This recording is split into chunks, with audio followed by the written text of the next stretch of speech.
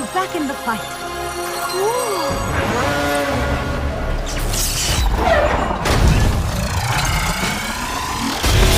Interlock shields! How are we going to stop this thing? May, your backpack! Huh? That could work! Trissa, pulse bomb! Here you go! This is getting hot!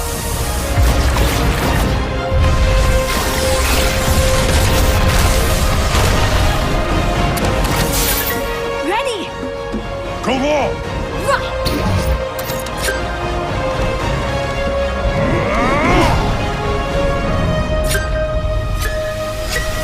Got it!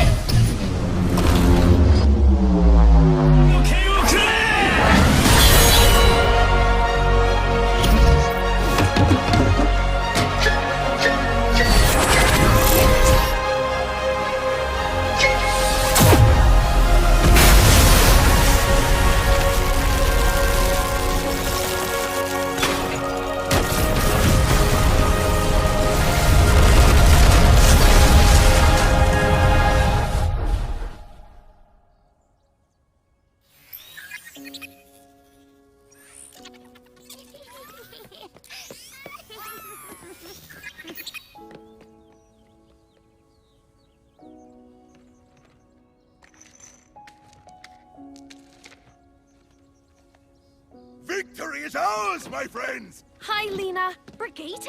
Oh my gosh, you've grown! Oh, everyone, this is May. Hi, everyone. Nice to meet you! Reinhardt.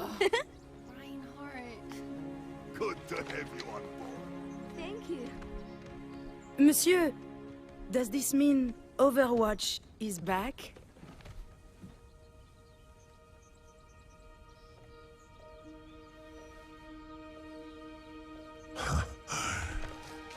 Yes. Yes, we are.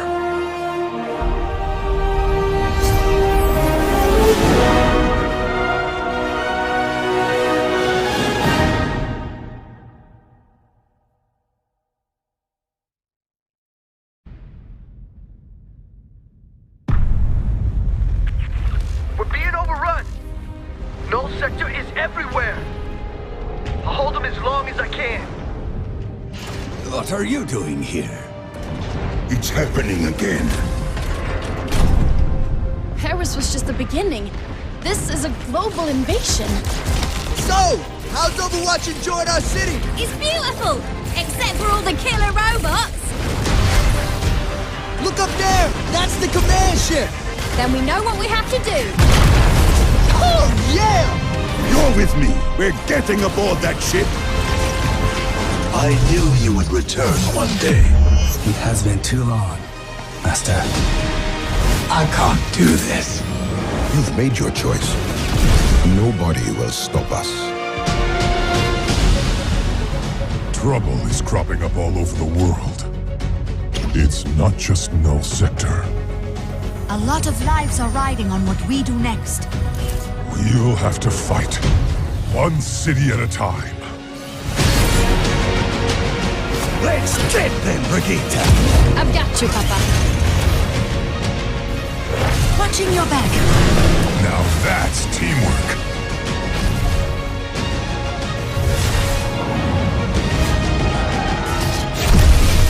Time to learn some new tricks.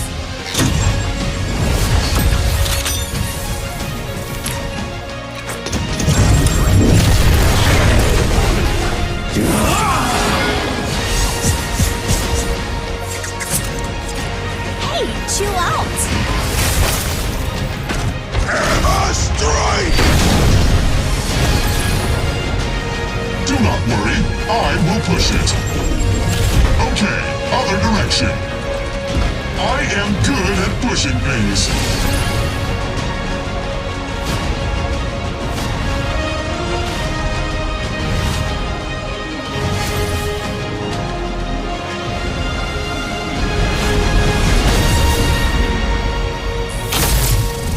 Sojourn here.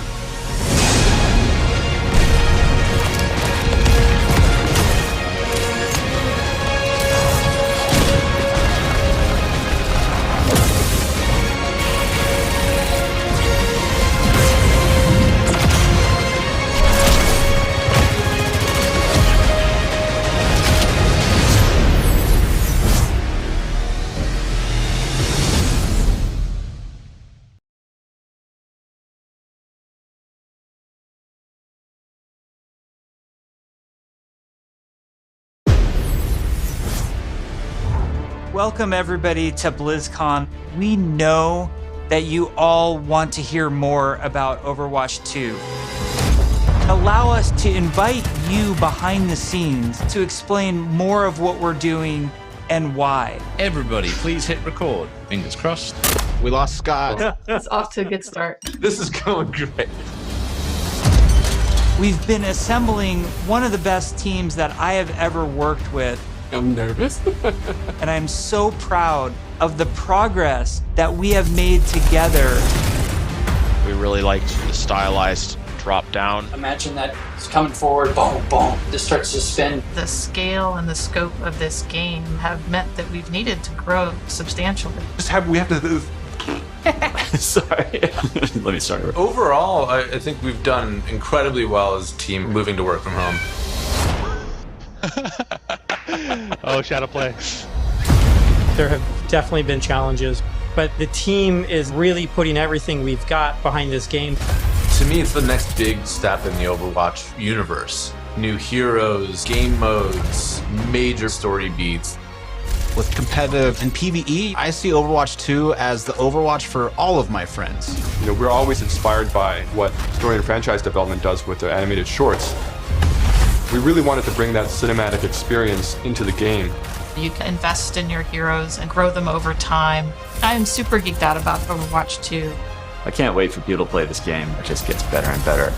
There are some things that we just can't do without a sequel.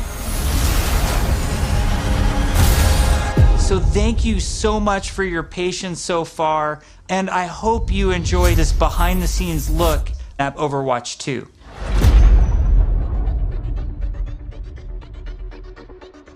All of our players at home, they want to see one of the new maps that we've never talked about before. Really? I can just talk about anything that I want to? Yes. You're serving this up to the guy that is like unintentionally leaked information in past interviews. You can do it officially now. Okay. So one of the maps that I'm most excited for in Overwatch 2 is our Rome map. We always want Overwatch to feel like this globe-trotting adventure for our players. So we're having a lot of fun coming up with the Overwatch version of Rome. We wanted a very romantic, sort of this powerful feeling of old world architecture.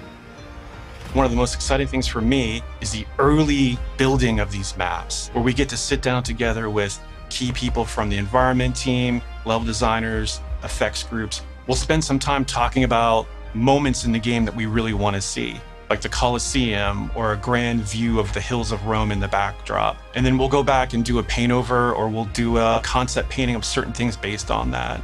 We try to draw inspiration from as many different sources as possible. For example, one of our environment artists had just taken a trip to Rome, and he returned with thousands of pictures and was so excited to work on a map set in Italy. There's a lot of ancient architecture in Rome that represents the empire that it used to be. So we brought some of that back. Some of the things that are destroyed in real life, we kind of rebuilt in a kind of an Overwatch style. It's one of the most beautiful pieces of environment art that I think we've made for the entire game, and it just absolutely took my breath away. Can we reveal more maps? Yes, Scott. Scott, why don't you have the honor? Why don't you reveal, like, is there an artified, like, let's pick an artified one. I know what map I want to talk about. It's the one that I just get super excited about. New York City. New York City is just an amazing Overwatch location. We're really striving to make it as authentic as possible while still putting this Overwatch spin on it. There's a lot of amazing buildings and architecture pieces that just, especially for artists, stands out a lot. And they usually use this kind of Art Deco style from the 1920s, 1950s. We started in an area that's a little bit like the Village. There's some smaller shops there. There's a fire station, little pizza places and things that people that are familiar with New York City will either recognize or maybe see the reference that we're trying to make with some of our different locations. It feels like something you haven't seen in other games before because it's uniquely Overwatch. Well, we should move on. Otherwise, we just have to reveal more maps. So we were talking about PvP. And, you know, one thing that I think is really interesting about PvP in Overwatch 2 is some of the philosophical changes we're making to the approach. PvP feels different and new. We're upgrading our combat feel. The roles are playing differently. When it comes to all new maps, it's a pretty big departure from where we are on live right now. So I can't wait to see where we end up with it by the time we launch this thing. We're also experimenting with the idea we call role passives, which are passive abilities that a hero can have based on what role they are. For example, currently in our internal builds, the tank heroes all have knockback reduction against them, and they also generate less ultimate charge for enemies that are shooting at them. Damage dealing heroes have a movement speed bonus, which is great for flanking around the map. And healing heroes, support heroes have automatic healing that kicks in after they haven't taken damage for a while, very similar to Mercy's passive, but a little bit of a lower rate. One of the more shocking changes that we've been exploring in Overwatch 2 PvP is that's applied to all of the tanks. We want to try to make them more toe-to-toe brawlers and less characters that just stand back and protect other people.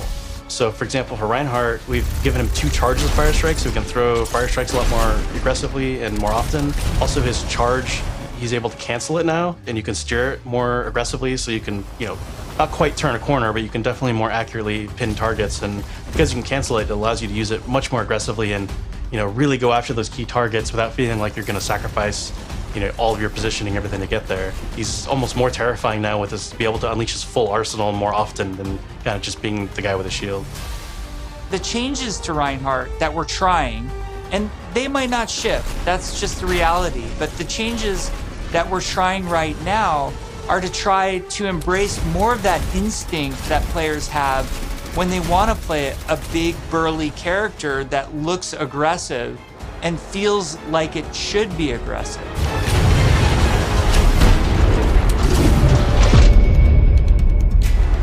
Shortly after BlizzCon, we spun up this group, our combat field group, to really just work on what happens when a player holds the trigger.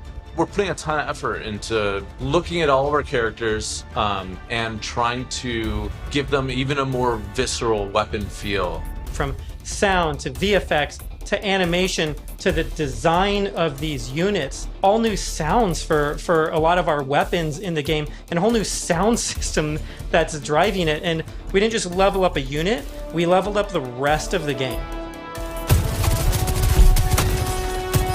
When we first started working on Overwatch, you know, we spent quite a bit of time working on gunfire sounds and just general combat feel to make it feel really awesome. We're revisiting pretty much everything, nothing's off the table, so we're looking at even kind of small things such as quick melee attacks that every hero has. So they have kind of new audio pass and a new kind of feel and visual effect when you hit things. One of the bigger efforts we're undertaking for Overwatch 2 is what we're calling our Weapon 2.0 Sound Pass. What this is a big overhaul systems in the game. That means the way the gun feels in your hands, you could feel the ammo running out as you're getting lower on the clip. We've really tried to amplify those sounds to better encapsulate the gameplay and the gunplay that comes with Overwatch 2. Another key for the weapons was getting them to feel like they're in the environment. This meant working with convolution reverb. It's a new system that we've implemented into Overwatch. It's a way that we can capture the acoustics of an environment and transport it onto the sounds that we're using. So we went and captured tales of guns in different environments through our weapon shoots.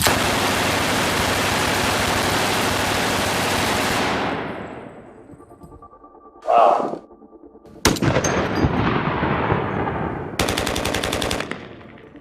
And then we've cut them and applied it so that we can support a lot more environments. Now we're supporting outdoor, urban outdoor, warehouse tales, tight tunnels, small rooms, and it gives a lot more presence to the weapons and the way that they react in the world. The shooter genre has evolved a lot since Overwatch 1 came out. On top of that, I think we really want to push the visceral nature of how we do combat. So we focused a lot, not just on the wonderful sound effects, but also with how the gun moves as you shoot. So you can really feel every single shot leaving the chamber. And there's a lot of subtle little tweaks we have to do on the gameplay engineering side to make that feel really visceral. Everything from making sure that the camera shakes are crisp, making sure that if you get shot, you know exactly these tight indicators show up on the outside of your reticle. All these things play into making the game feel not just tight and responsive, but also modern and up to date. Take 76, for example. What we wanted to do in Overwatch 2 with his weapon was make it really feel incredibly powerful, and that happens with a bunch of different elements that mix together. But it really feels like the gun is almost just outside of your control. A lot of that comes down to this camera shake technology, where every time you fire the weapon, you want to feel like it's running through your entire body, and the camera shake gives that extra bite to every single shot out of the chamber. It makes him feel really great. You guys got a sneak peek of Sojourn from last BlizzCon. She's been under development for quite a while, and she's actually quickly at this point become a lot of people's favorites in-house.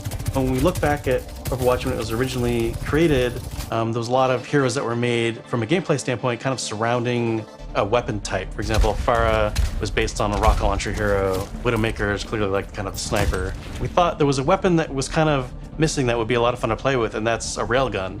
It's so much fun in the playtest to have this really powerful shot that can, rip through enemies if you really are accurate with it. And she's all about that aim skill. So if you got that aim skill, you'll love her.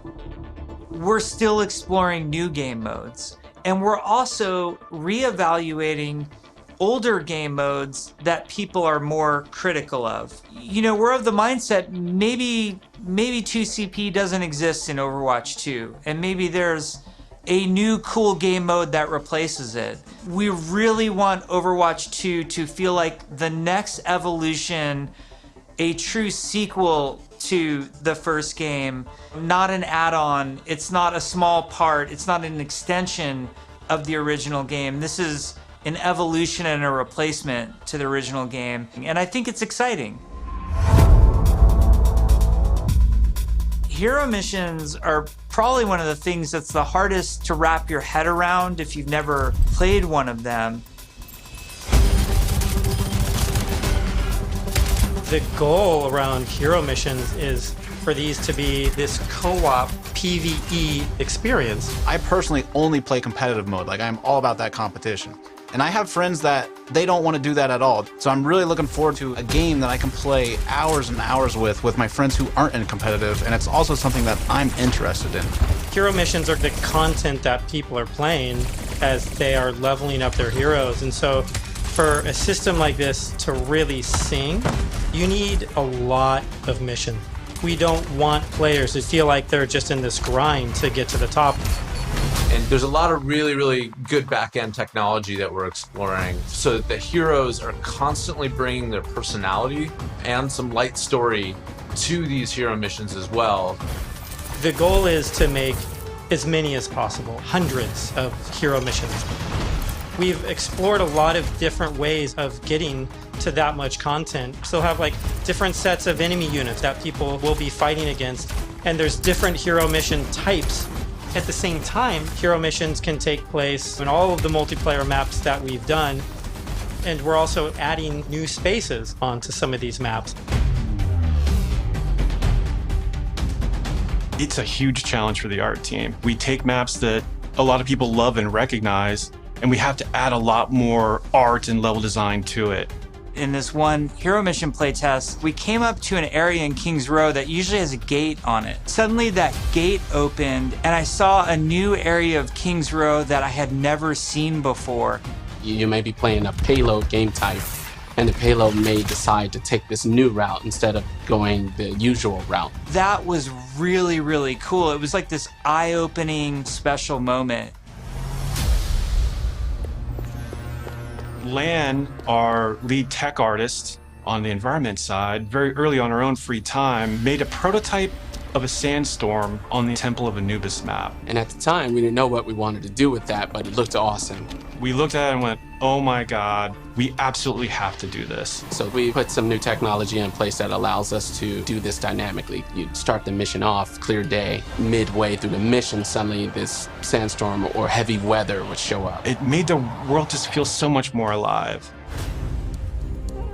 There's a sunset, daytime, nighttime, but depending on where you are in the world, these look different. California or Hollywood would have what we call a California sun. In New Bonny, there's a great African sun that happens there. You start to get a sense of space and mood. This is what really brings the levels to life. For me, the dynamic world's exciting. Just seeing these dramatic landscapes, the wind and the atmosphere blowing by. It's a much more cinematic experience for the player. Before you start a mission, you look at a map. It's nighttime in Necropolis, or there's a sandstorm in Necropolis. Players can make some comp choices based on knowing this information. Characters like Hanzo or Widowmaker start to be a little more valuable because they have abilities that allow them to see through the sand more clearly. Are we going to talk about any of the types of objectives in hero missions? Yeah, let's talk about the objectives. Players are being asked to do different things from one hero mission to the next so that they all feel really fresh to the player. For example, we have Gather and Return, where you're trying to go and grab these different canisters to kind of safeguard them so they don't go off and affect the population in a negative way. It creates this really cool tension in the world where on the one hand, you're trying to split up and go grab all these canisters to be as efficient as possible. But at the same time, now you're having these sort of special enemy units spawn that are really difficult, and if you kind of get caught by yourself, it turns into a pretty bad situation really quickly. And it feels extremely cooperative and like a very different way to interact with the Overwatch universe. We're experimenting with all sorts of ideas, and just internally we have names like Wall of Death, Scavenger Hunt, and Kill Quest, and all these new mechanics and enemies for people to experience. Players will be able to jump in night after night, play different hero missions, and then work through the progression system, leveling up their heroes.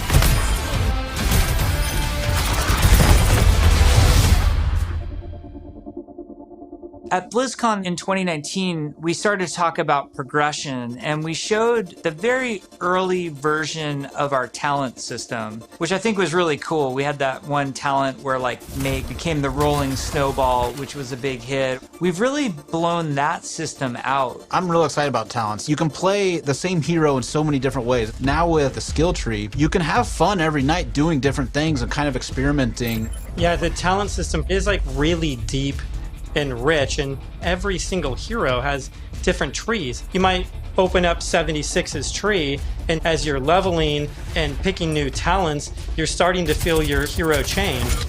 We've had some pretty hilarious versions of the healing one where his biotic field travels with him. It also repulses enemies. We called it the snowplow build, where 76 is running through spaces, pushing enemies away from them.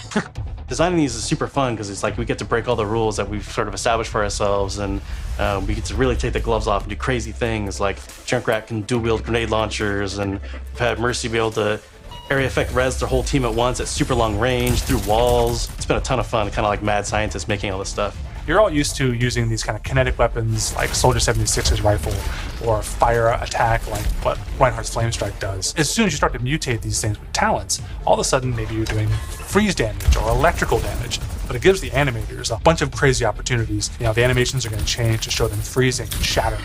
And if you shock someone with a lightning attack, they can shake in place and stun, maybe chain to other enemies. All sorts of stuff to make you feel like you're controlling the battlefield in novel ways. As a huge RPG nerd myself, the first time I opened up the talent tree systems, it was like, oh my gosh, this is speaking my love language. I just want to plan, and I want to see where do I want to invest and how am I going to play this character. Yes, it's so great. And you start at the bottom of the tree. Yes, oh my, exactly. Tracer gets to do what? Yeah. And then you start working and kind of planning how you're going to get down there. It's it's so fun.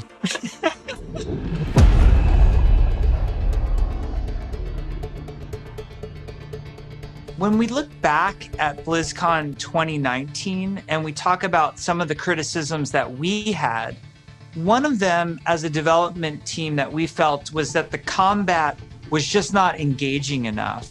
So the fact that our combat wasn't highly engaging to us as players meant that we had a problem with the enemy units and that they just weren't feeling interesting enough. Just because we show something to the public, it doesn't mean that that is what it's going to be. If we make discoveries where things aren't working how we want, they're not reading how we want, they're not fun enough, we're totally down to reinvestigate, reiterate, and just really find ways to level kind of all aspects of things until they feel good. I would say a major focus of all of 2020 was to make the null sector enemy units more engaging. And some of this was adding new units and evolving other units that we had. Interesting combat for us is varied combat for us. So sometimes we're going to ask you to protect something in Overwatch 2. Sometimes we're just going to ask you to get someplace. Sometimes we might ask you to escort something across a map while it's being attacked. And so it's a different type of spawning, and it's a different type of units that are in there, and it's a simpler objective. There's a lot of units Aaron is talking about. Lots of different units, lots of different types. They serve different purposes. You do different things to them. It's really going to help a lot of us find the fun and make sure that Overwatch 2 is a blast. One of those sets of enemies is what we internally call objective units. And they're typically units that don't even attack players. The simplest version would be something like the Breacher. It's two legs with this huge bomb on its back. It was built to do one thing: slowly and methodically march towards its objective, and then it transforms, and the bomb opens up like a flower. It starts spinning, and you hear this awesome sound, and you know you have a little bit of time before it's going to explode, and you have to take it out.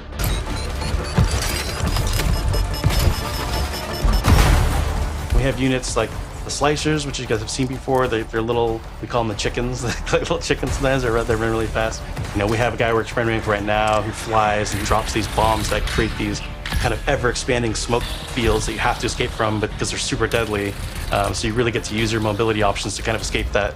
There's things like the Polar. You could be moving through these darker alleys, and as soon as you hear that Polar spawn, it suddenly becomes like really spooky and kind of scary.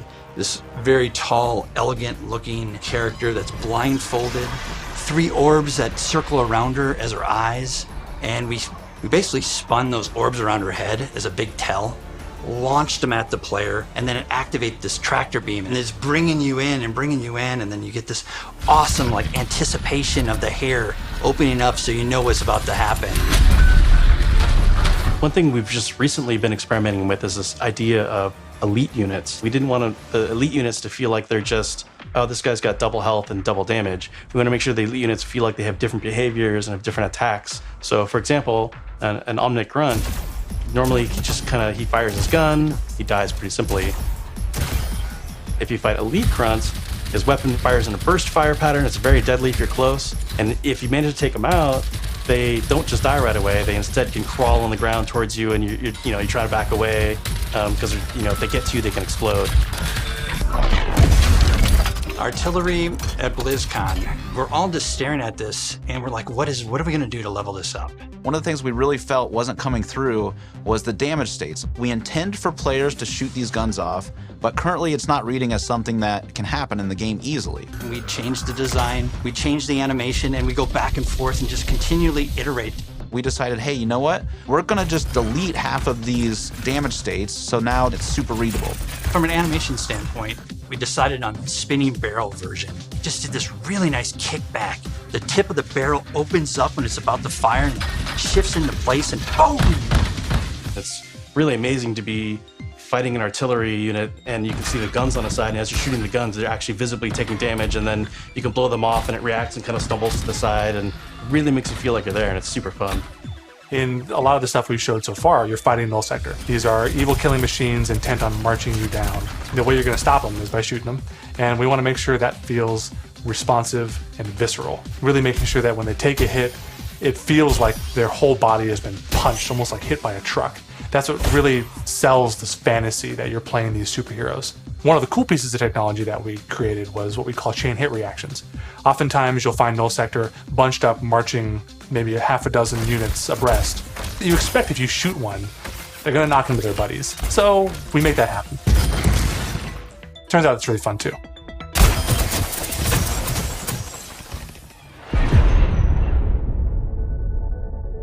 One of the things that we showed last year at BlizzCon was the new looks for our heroes. The theory kind of going in was like, you want to preserve the essence of your hero, but also kind of show that that hero's evolved and kind of changed and moved forward. So we have a lot more new looks.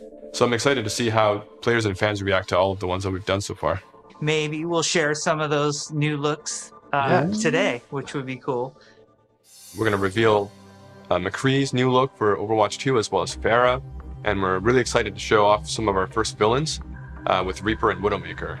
But first, I wanted to talk a little bit about technical wear, kind of like technical clothing. What that really is using very techie fabrics, as well as having very intricate but functional straps designed in a way that is very aesthetically pleasing. With McCree, we took a couple of different approaches. He's got this classic cowboy look that it's really hard to mess with, because if you try to make him too sophisticated or too techie, it might not feel right for the character. But as a concept artist, you always want to change things around and try different shapes and silhouettes. So we did identify as Red Serape as the main thing for McCree. We also tried a couple different things with McCree's cowboy hat. We didn't really want to mess with that too much because that's a very iconic part of him. So that's another piece that we kept. We tried some retro cowboy looks that mixed in some tech here and there. Some that were a little bit more techie than others, some that were a little bit more classic cowboy. We gave him a little bit of a longer beard, and it really gives him a nice kind of like a more aged look. What's different about Pharah than some of our other heroes is Pharah's completely covered in armor. We didn't want to change her silhouette too much. It was more about experimenting on different colors. So it felt really appropriate for her to be the one to harken back to those original Overwatch colors of white and blue. One of the things that we wanted to update on Pharah was her visor. Instead of being completely opaque and reflective, we tried a little bit more of a transparent approach, and being able to see through it a little bit now allows us to see some more of her emotions. Reaper was actually the ones I was very excited to work on, because I could see a lot of potential in how we can integrate his cloak and his cowl and his armor, and how we can make all those shapes really sing within that classic, Reaper silhouette. We tried a couple takes with the first pass, like completely silver arms, more layers to his jacket. Reaper's mask is obviously pretty sacred to us, but the thing you'll notice immediately is that it's now completely silver. Instead of the bone white, he's got this like almost like deadly edgy silver that just gives him that classic Reaper look. With Widowmaker, we started with the idea stage, exploring a breadth of ideas. We tried things like a more insectoid approach, treasure hunter. One of them made her feel like a classic Bond villain, so we kind of steered it back towards one of the more cyberpunk looking ones, almost like a futuristic femme fatale, which is basically what Widowmaker is, but she even feels more upgraded. So I'm super glad that we went down this route. We played with different hairstyles too. Widowmaker has the really long ponytail that's really a key part of her look. And we really liked the hairstyle on one of the designs that was more of a braid, and it was really interesting look that also preserves Widowmaker's original silhouette with that long ponytail. We've been working a lot with our domino engine and making our cloth look better. Now that we have this cloth tech, we're going to be able to make some really cool, unique silhouettes that will help them stand out from other heroes. We put a lot of time and effort into our face rig, and what I mean by that is we're going to be able to get really close to these characters, and it's going to feel really cool. It is absolutely worth the time and the effort to invest in the technology, and that way we can make these characters do more things that we haven't really been able to do before. It's been super exciting working on the new looks for Overwatch 2, and it's just been so inspiring to watch the team try things that we've never tried before, and I just can't wait to show off more in the future. Overwatch 2 is probably the largest opportunity we've had since the inception of the franchise to really expand what Overwatch even means to our players.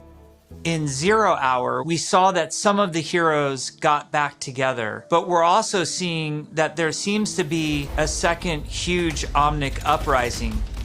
We're going to learn who's behind that uprising, why that's happening, how globally spread is it.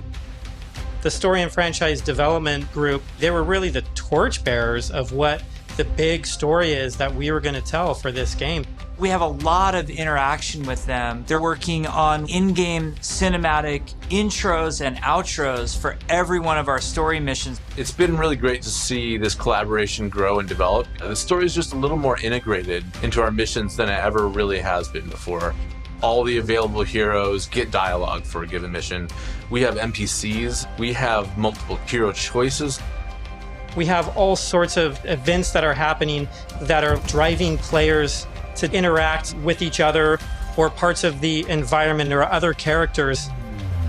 The world of Overwatch is this bright, shiny future. So how do you take that bright, shiny future and create conflict in it? How dark can the world of Overwatch go? The different challenges that these characters are going to have to overcome in Overwatch 2 are things that they haven't ever dealt with before or dealt with on this scale. So what we had to do was literally strip it down to those bare bones of where are these characters in their lives. Overwatch has been disbanded, and now there's a situation where the world's in trouble again, and the world needs the heroes again, but they're not allowed to be doing what they were supposed to be doing. We started to book these off-site locations so we could brainstorm over and over different versions of what the Overwatch 2 story campaign could be. And we basically had these whiteboards that we were carting around everywhere. The room was filled with whiteboards, and we would just write every day story beats with the characters and who was doing what and where, and oh my gosh, we forgot this character. We had these giant sticky notes, and each one of them would be a mission with a bunch of notes on it. You know, somebody say, well, what if we moved Rio to the end? And they'd physically grab it off the wall and stick it on the end. And we did this for a while, you know, until we all felt that it was pretty close to what we wanted. Then we could send it to our writers' rooms. The writers' rooms then had a much clearer direction of where we wanted this process to go. Ultimately, we come up with something that we think is right for the game, and then we pitch it back to the game team, and they point out everything that we missed. And that allows us to actually back up and go and make it right and make it better. Because the scale of this story is so huge, it takes place over the whole world, basically. It just requires a constant iteration, constant refinement to make the story as best as we can make it. From writing, we go to storyboards. The storyboards get crafted with the edit. From there, it'll go to a previs department where they'll start to flesh it out in 3D. Once we've kind of figured out our camera work and our cinematography, that'll then go to the animation department. And then we end up going right into the game engine. One of our challenges was to figure out how to integrate this story and this narrative with the gameplay. So if the intro cinematic ends with this huge battle, this huge war, when you get into the game, it has to mesh and feel the exact same way and blend together. We really are also trying to get the music to be equally as consistent from in-game cinematics straight through to the mission. Adam Burgess, our lead composer, has been working with the IGC team, with the game team, developing themes for all of the heroes, all of the locations. As the cinematic director, whatever we're crafting should never override the gameplay. We want to make sure that the player's experience going from the cinematic to the gameplay is seamless and it feels like a completely immersive experience. The engineers, we have to find a way to actually make that come to fruition. The choreo tool is a tool that allows people to coordinate different events to happen at the same time. Like in Rio, if you played our demo, one of the buildings explodes. And so that kind of event needs to happen as you're running by, and you need to have it timed, because if it blows up too early, then you don't see it. It allows story moments in missions that interact with the environment, that interact with our characters. The new tech, the new abilities that we have now are allowing us to push our storytelling farther than we could have previously. What's also really powerful about choreo is that, you know, if somebody has an idea, they can mock things up really quickly. We got to show the Widowmaker making this awesome introduction. And Casey was able to quickly put a really rough prototype in choreo. And Philip would come in and on the fly, he's making quick changes. They play tested something that would normally take weeks. It was done in like a matter of days. Each story mission has its own custom map built for it, and these maps are absolutely gigantic. India is one of our biggest maps, and it's a fun map because it has a few story beats that we've taken from recent comics and characters in the game. We've written a history for each city so that the cities feel lived in. And I think that informs the artists so that they know like what it is that the city has been through. Gothenburg was our chance to show Torbjorn's workshop. We created a space that kind of fits his height. So there's, step ladders and scalable tables. We designed the space as if we were a torb, Molten steel is pouring out of walls. It's pretty epic when you walk into it.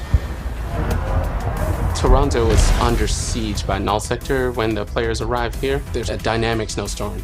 So as you make your way through the level, the snow is slowly building up. Suddenly by the end, the characters are caught in this gigantic snowstorm and they must fight their way through. In Overwatch.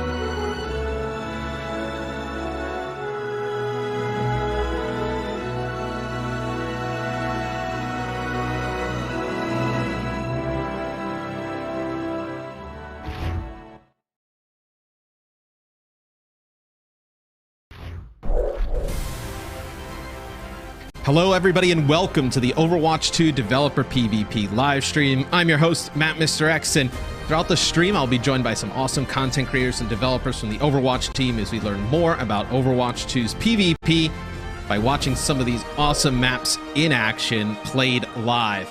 It's going to be an extremely exciting day.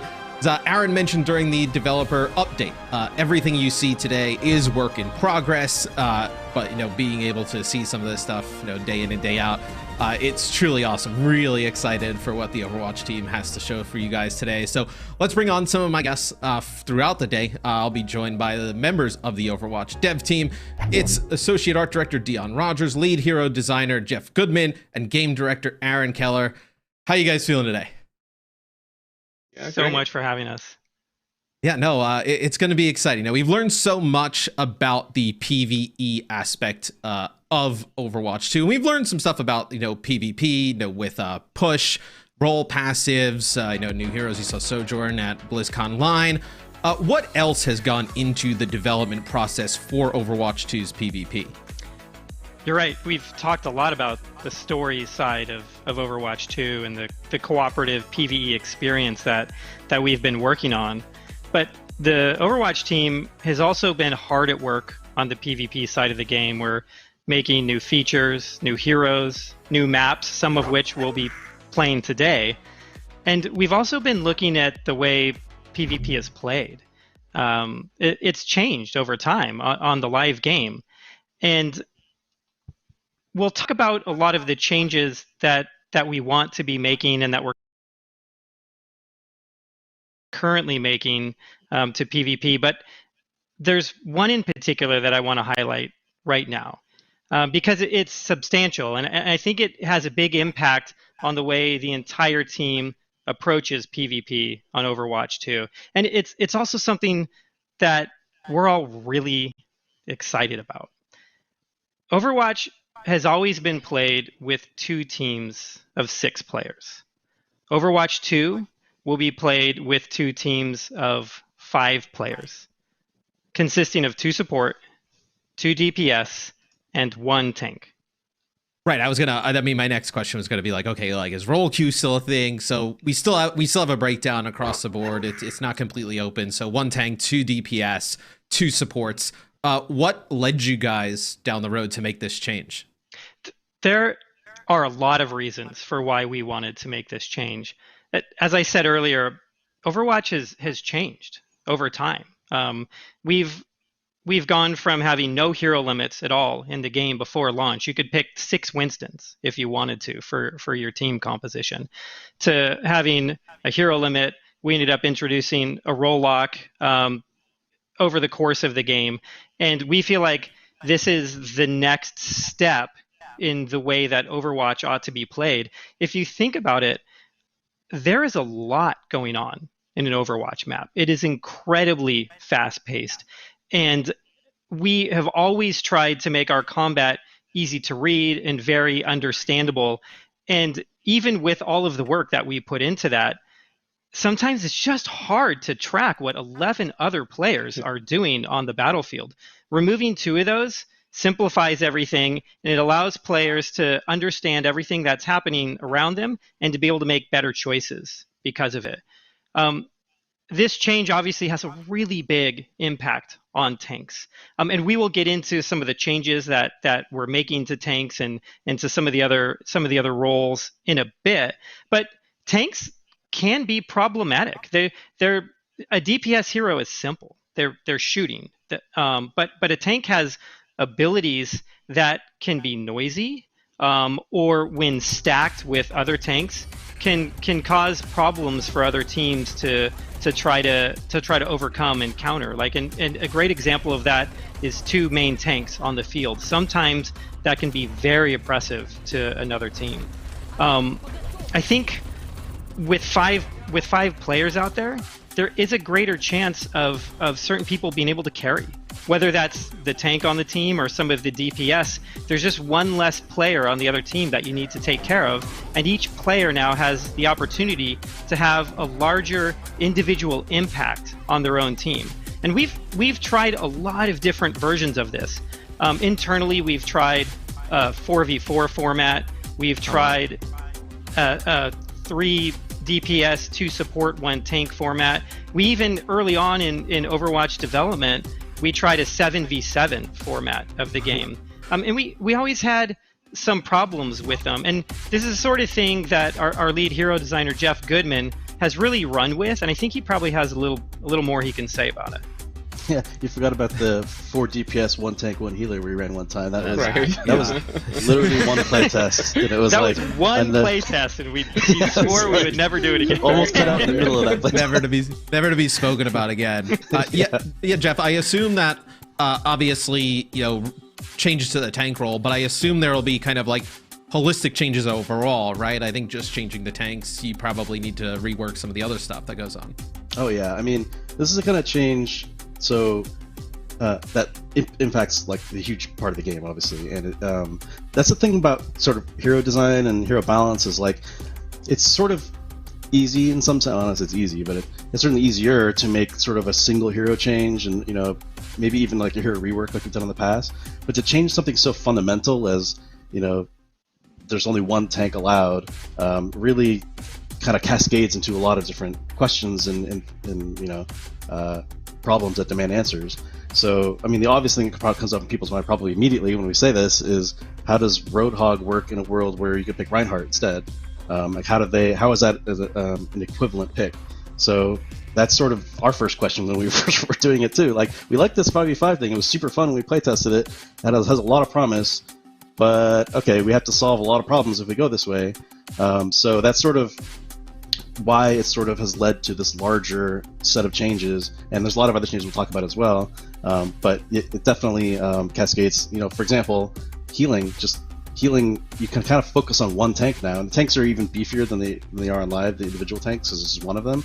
So we're thinking, well, is it too good to just play like 2 main healers and dump healing in your tank, and is it too hard to kill now, and maybe healing is too good now, and it's but this is the time to do it. This is what we wanted to do with Overwatch 2, is look at core things like this and make sure that where we want them to be, and it's been a lot of fun. Yeah, I was gonna say, like, I'm not a designer, but I think that like this is the first real opportunity you guys have had to reset. Like, you couldn't just do this on the live game, right? I think that's kind of like what I assume, right? Is that this is like a holistic look at the game overall, and like changes that you couldn't do on live because they're just so massive.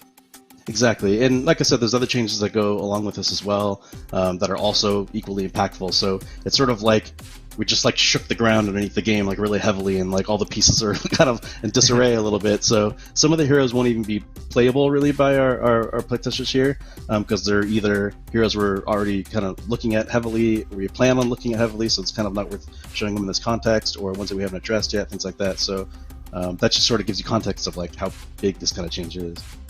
Well, I want to get right into the game. I want to see it live. I'm sure the fans want to see it live after getting all this like info.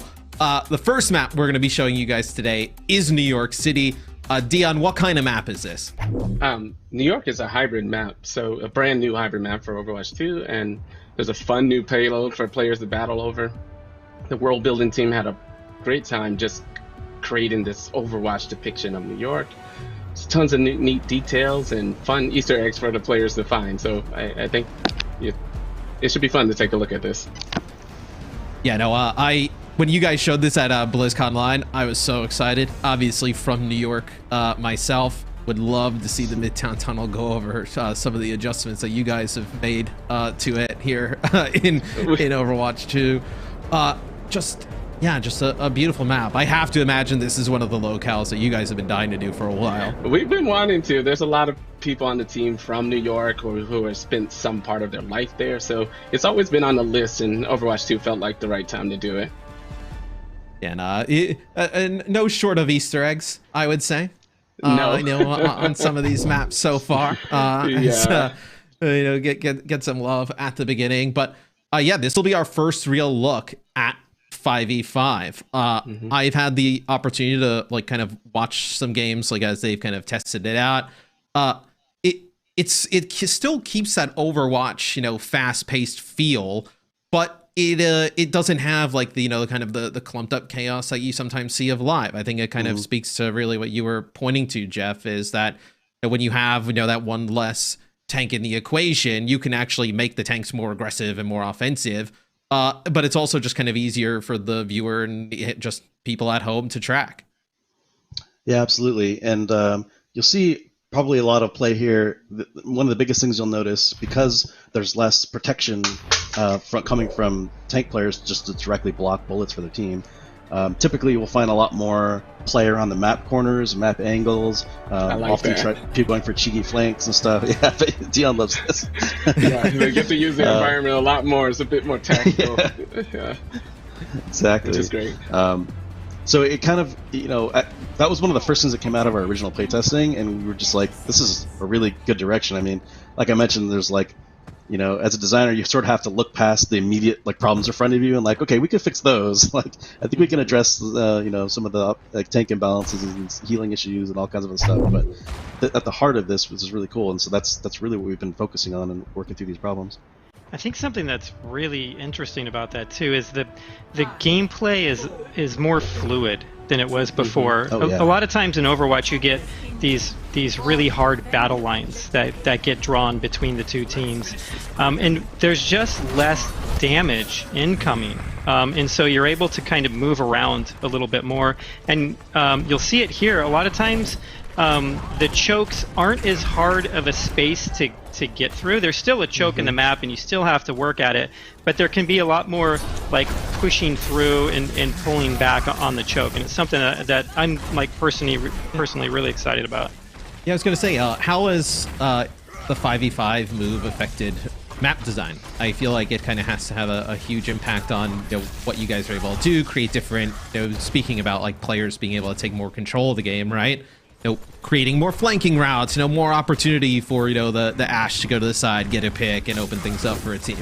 Yeah, there's a lot more opportunity for players to do that. But at the same time, when you go for a flank, you're not leaving 5 players behind. You're leaving 4 players behind, and so you kind of have to be weighing some of these decisions in your head. The game is just as strategic as it was before, if not more so, because of the individual ability for players to have such a large impact on the match.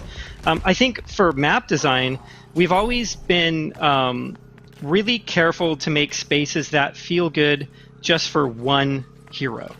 And sometimes we might favor particular heroes in different areas, but because of that, because we're able to make a space that kind of feels good for Reaper or a space that feels good for Pharah, I think that we'll still be able to play 5v5 on all of the original catalog of Overwatch maps as well. Right. That is a awesome payload, Dion, by the way. We've always, in the artwork of the maps, we've always placed what we consider cover objects.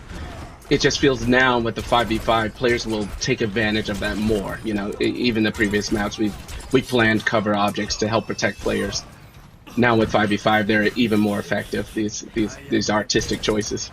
It's such a great point too, because we have started placing a little bit more cover in our maps. And if you go back to some of the old maps, like if you look at King's Row, that middle section, that street section of King's Row, there's one piece of cover in that entire section. Yes. It's just corners of buildings is what you're using. Yeah, no, that's a great point. I think you can kind of see it here, even with stuff like that. I know the taxis here in the streets. You have the little kind of windows, the pillar to hide behind in the middle. There's a route through the subway. There's so many different kind of angles you can take. Something we saw at BlizzCon Line was the 2 Fire Strike, charge, cancel Reinhardt. I noticed something before, Geoff, when we were on with Winston. My Winston on live not able to shoot at range. Can you explain that to us a little bit? So yeah, I was wondering if people picked up on that. So we were first watching Winston there.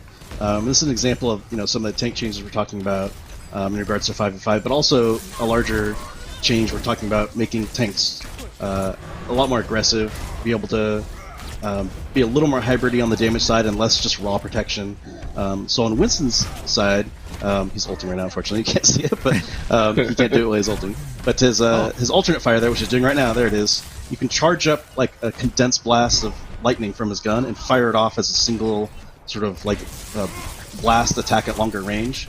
And so he actually, the charge up is kind of interesting with it for him because you could do it while you're leaping, and so there's like theoretically more burst combos you can do where you're jumping on top of somebody, charging up in the air, and burst, release it right before you land on them, and then you get the stomp damage too, and you can shock them or do a quick melee combo. There's a lot more interesting things. On top of the fact that, with some players know, a lot of times you're shock somebody, they're getting away, you think you can finish them, and they just fair abuse away, or somebody just barely gets away, you get that extra alternate fire shot to try to take him out on the way. And it's actually interesting playing against him now because you now are cognizant of that. So sometimes you're leaving a little earlier, like, well, I'm going to get blasted probably if I just run away. So I have to be able to survive that. Yeah, I think that's one of the decisions all Winston players face. It's like, okay, I've jumped on this player, I've gotten them weak. I can either now get out of my bubble and try to finish them off, or just kind of hope a teammate does. But now giving him, I think it kind of goes back to more like that player, agency that you were talking about, being able to kind of take over the game, being able to finish it off. The nano boosted Ryan, this will never get old. Just seeing Reinhardt nano boosted, just swinging. I'm sure it makes the fans out there happy that I know that was a Dragon Blade, a Gelton Genji he was able to take out. It's kind of the bane of existence of a lot of people. But this looks like, I guess, the second checkpoint, right? So this will unlock the interior of Grand Central Station.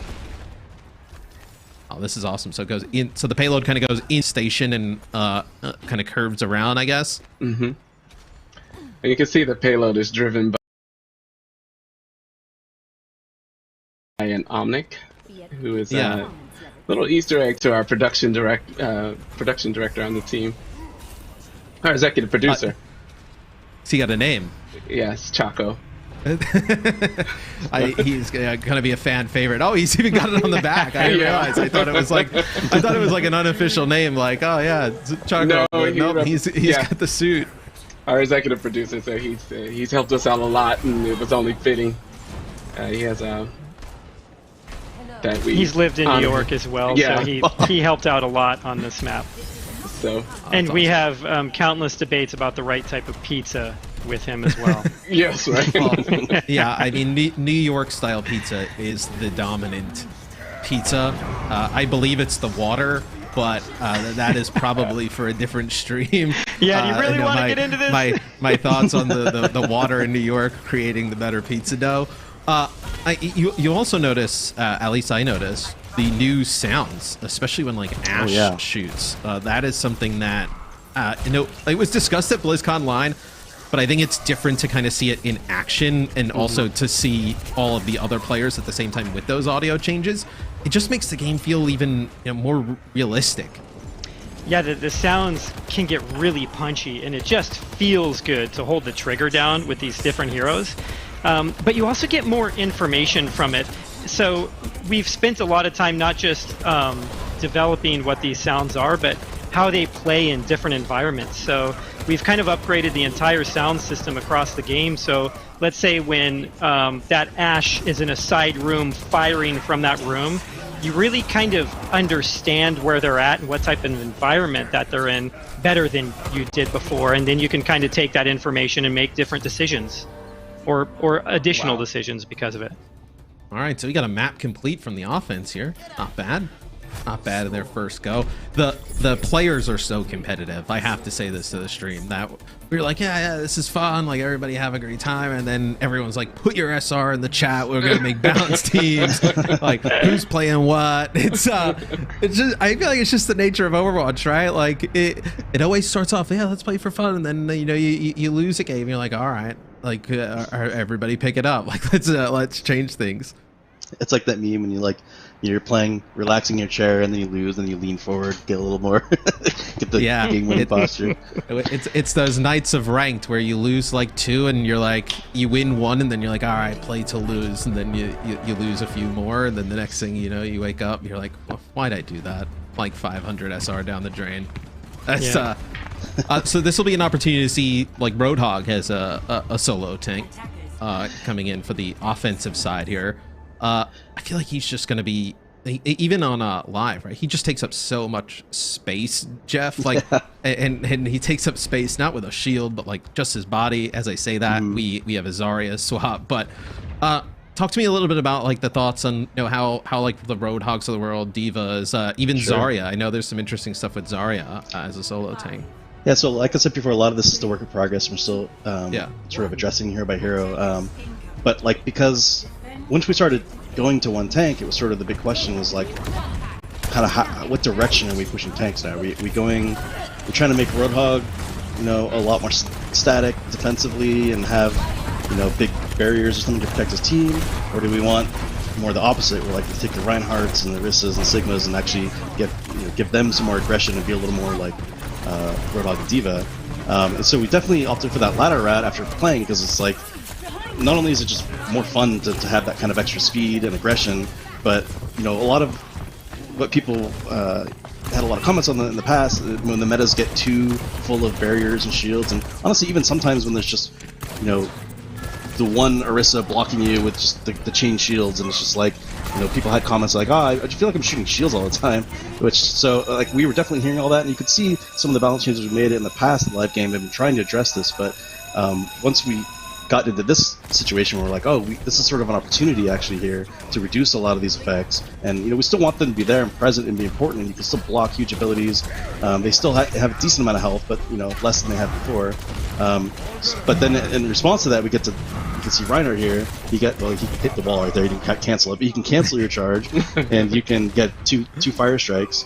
So the canceling charge is one of those like sneaky things that seems like to some people might be kind of a minor change, but it almost like completely changes how he plays in a lot of ways. It's actually really fun because you can, it has a really fast recovery when you cancel, so you can like charge up to a group and then cancel and immediately ult and just like knock everyone down. So the fact that you can even do that is its own now like sort of mini game that people play, where you can kind of bluff with it. If people know you have your ult or think you have your ult, you can just charge right at them, and they're trying not to get stunned. Like, they don't want to fight you necessarily like normally, because they don't want to get earth shattered. So sometimes you can like bluff people and are running for cover and you didn't even have it, or you save it or something. So, and it also just allows him to get in there and be more aggressive without sacrificing his health bar. Yeah, it just sounds like another change, almost like how you kind of mentioned like stuff like that Winston combo, kind of as you're playing and testing and seeing all these different things. Like, yeah, where the Winston combo, you can load up that secondary fire, come to, like, get the jump damage, land on somebody, take them out. Like, now you kind of have like this like little meta game with like Reinhardt play, right? Where now you kind of have like this another layer of canceling the charge, being able to.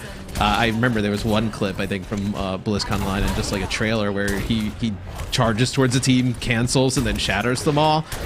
Being able to make plays like that just seems so sick. He's also got the ability to control his charge more, so you can actually turn around corners more. Oh yeah. So the charge, while you can cancel, it's also more aggressive and it's more versatile. I think something else that's really interesting. If you look at if people have noticed what's happening with Zarya, is she has 2 charges to her bubble now. Oh, but they share charges is the trick. It's actually what we playtested in the April Fool's patch. So as people probably noted, like, some of those changes were, a lot of them were just silly, kind of fun, like permanently flying Sigma. But there were some changes we threw in there. I was like, let's see how people react to this. I'm curious what people think. Like maybe this is something we can try. And the Zarya bubbles is one of those things. So, Aaron, it's something we just recently kind of put in. Right? Oh yeah. It took me a while to get used to the new changes, but once I really dug in and settled with these changes, I realized it's how I always wanted to play Reinhardt this way, basically. The charge in and we were joking about that the other day, where I'm like, yeah, like the canceling the charge just feels so right that but you're so like trained to kind of how it is, like where you're just charging into walls, right? That I was like, I don't have to do this anymore. No. Like I can just go. Like it's such like a great quality of life change. Yeah, something else I think that's really interesting here is this fight's been going on for a while. Neither tank has fallen. And the support had been doing such a good job at keeping the tanks up, because there's only one of them that they have to actually focus on.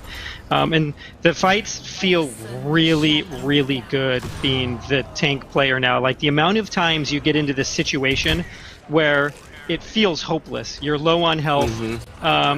There's a bunch of the enemy players focusing on you, and you're able to still come out of it. It feels so incredibly good, and you feel really powerful. Yeah, it's I think that has to be something that you guys have kind of gotten in feedback, that from a support's point of view, you're able to dump resources into just one tank, and that also probably frees you up to do a little bit of other stuff, right? Where Batiste can do a little bit more damage.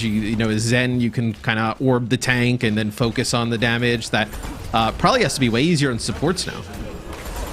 For sure, yeah. We got a lot of feedback from support players that it's a lot easier to focus, and a lot of times you almost have this like communication between the two support players, and you have like Mercy's like, I'm just going to be on tank duty and just be on tank basically the whole time, and you have like a Lucio or something like that to spot heal everybody else and speed everybody up. But there's other strats. Like sometimes we've seen people go too big heal, main healers essentially, and try to just focus so hard on their tank that even with like Discord orb on them, it's just hard to kill them.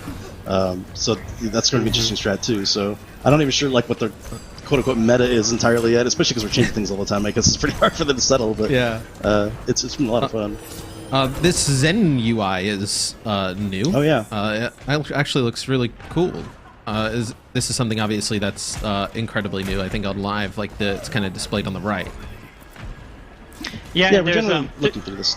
Go ahead. Sorry, Geoff. I was saying we're generally looking at anywhere we can improve hero-specific UI stuff like this, and we felt like this could use a big update and be a lot more readable. Yeah, I think one of the things I'm most excited about with the healer UI is it's not just on Zen, but it's on Mercy also. You see the portrait of the player that you're healing. And so it's just a lot easier to kind of figure out who you've got instead of just using something like a nameplate, and it's not off to the side, right? It's like center screen, so you're able to still kind of focus down the middle. Yeah, and you can see his Discord is down there as well. So you have like Harmony and Discord orbs are kind of both shown on each side of the ult at the bottom of the screen. We have an overtime here. I can imagine the comms are. Everybody's starting to get pretty sweaty now. We get towards the end of the map. This has really been, I gotta say for you guys probably, this is probably awesome to see, like the game actually being, it's one thing I think to play, but now to like observe and be able to watch, and obviously the people you guys work with every day, this has to be pretty awesome. Yeah, it definitely is. We've been playing it in this state for a long time too, and it's always so tough to play a game a certain way at work and then go home and it operates in a totally different way, and you're playing with people online and you can't help but think like, if only you knew what I was playing, every day. And so it feels really good to have that out in front of our community so they can kind of see what we've been doing. There's actually a ton of like small changes in here too. Like I'm curious if people picked up on after one game.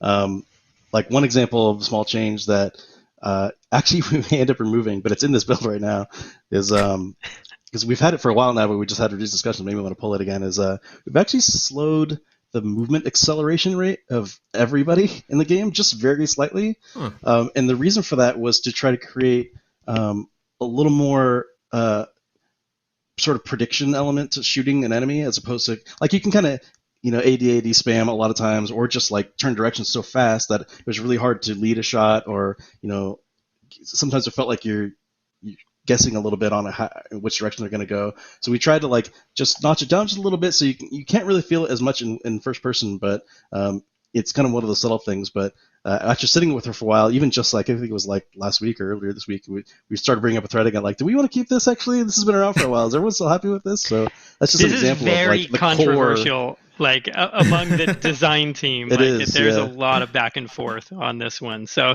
but I think whether or not we keep a change like that in the game, I think what it speaks to is the amount of systems and how deep we're looking at, like, the entire experience of PvP in the game. Yeah, it seems like no stone on PvP is being left, like, untouched, right? Where you're able to kind of look under kind of every rock, see what you guys want to do. I want to bring somebody in from the community real quick. I can welcome in Stylosa. Dude, what'd you think? First looks, what'd you think, man? I'll be honest, I was a little bit skeptical when I first heard about 5v5. Ripped to the off tanks kind of thing, but I don't know. Based off watching that first map there on New York, I don't know. It looks quite spicy. This does. Could be quite good. Yeah, no, I'm really excited. Like, as somebody who I will wait in the DPS queue, as long as I gotta wait, but now, like, seeing the tanks and seeing how aggressive you can play and push the pace, I'm excited to be able to kind of now dive into the tank role, and also when I'm support, to throw a few heals on my tank and then start pumping out some damage. Yeah, I mean, well, super buff tanks, you're just going to go in, right? This is it's always been the dumb thing when you're playing Reinhardt, right? You don't want to charge in most of the time, but now it's like, just go in. Now I'm going full throttle. I'm charging back in. We can bring Aaron and Geoff back in. As our next map's going to be a game mode that we saw at BlizzCon in 2018. It seems like forever ago. Is Push. How has the game mode changed since we last saw it? We haven't made a lot of changes to the mode itself, at least as far as like the big rules go for it. But we've continued developing for it. So we have more than one push map in development, and I think we have more than one that we'll even be looking at today. So we're really committed to the mode, and we have a lot of fun playing this thing. I think the interesting thing about Push to me is from the outside, it sort of looks like it's a riff on Payload, but there's something about having this robot move back and forth in the map that makes this very special. I almost think of Push more as a moving control point, or a match of control more than a match of payload, and you'll kind of see it. The mode can be really flanky, so there's a lot of other heroes in here that I think can get play in Push, and a lot of that has to do with just the bi-directional nature of that robot in the map, and also because of how quickly it moves. Yeah, and if you've never seen Push before, there's a robot in the middle. Both teams will come out and kind of fight for it, and then once you get control, you can start pushing your barricade towards the opponent's spawn. It's the name Push, guys. Stylosa, you played it. At BlizzCon. How'd you find it then? I mean, it seems like such a long time ago when I played this at BlizzCon. It was pretty hectic. I mean, I will say though, the teams were horrendously unbalanced at BlizzCon. And I think I had like Seagull, XQC, Fran, and me were playing against random people. It was a massacre. That's cruel. I'll be honest, I was just AFK. It didn't really matter. But it was. I can't wait to see it. I just, hey, any Overwatch 2 news, give it me. I'll consume that stuff. Just give it me. How do you guys think it feels now in 5v5? Because the last time we saw Push at BlizzCon, the PvP was 6-on-6. Does it play any different, you guys feel, especially on Toronto? A little bit. So Push has always been maybe our most hectic mode, or our most dynamic game mode. And part of the reason for that is the way these maps are designed is we have a very sort of like wavy path that the robot travels on. So the objective is kind of always moving back and forth. And then we have a lot of very direct routes across the map that the players can take. And because of that, it allows players to take a lot of shortcuts, circle around the enemy team, and it creates a lot of these flanking opportunities.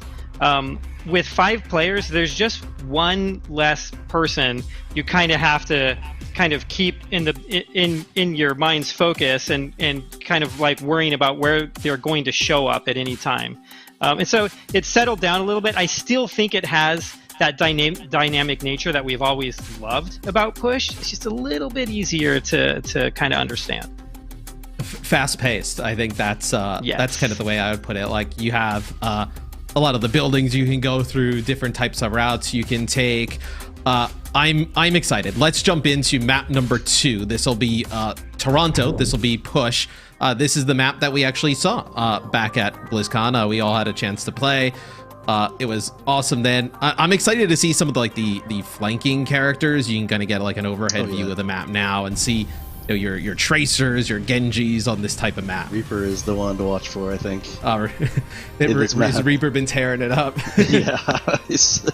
Really, so is this map the same as it was back at BlizzCon? Or has there been any alterations to it? It's virtually the same. When we had the map at BlizzCon, it was definitely a work in progress, and it's still a work in progress now, but we've had the opportunity to add additional polish and art resources into the map since then. All the maps just look so good. I know I see Stylos' face when we do the fly through, and he's just like smiling, and he's just like so giddy, like it's so fun. Where I feel like Push is going to add a different type of element to the game that like Escort in Hybrid, like you mentioned, are like the payload oriented maps, and I think Push kind of plays like that a little bit. But there's so much more movement, I feel like, than both of those, and just you take so many different fights all over the map. And I also love the fact that you just can't really tie on this map. I think one of the things like about Assault is that you can, you have like these like long like battles, and then it's a draw, and you're just like, I wanted to. I mean, maybe even be okay taking a loss there, but like this, you definitely get a winner. Yeah, definitely. And I really like game modes where the actual objective and the mechanics help pace out the speed of gameplay, and it was really, really hard for us to do that with 2CP. You can have incredibly long matches in 2CP and sometimes like really quick blowouts, and it just came down to what the two teams were doing, and the game mode itself wasn't really doing anything to enforce that the way it might in Control or in Payload.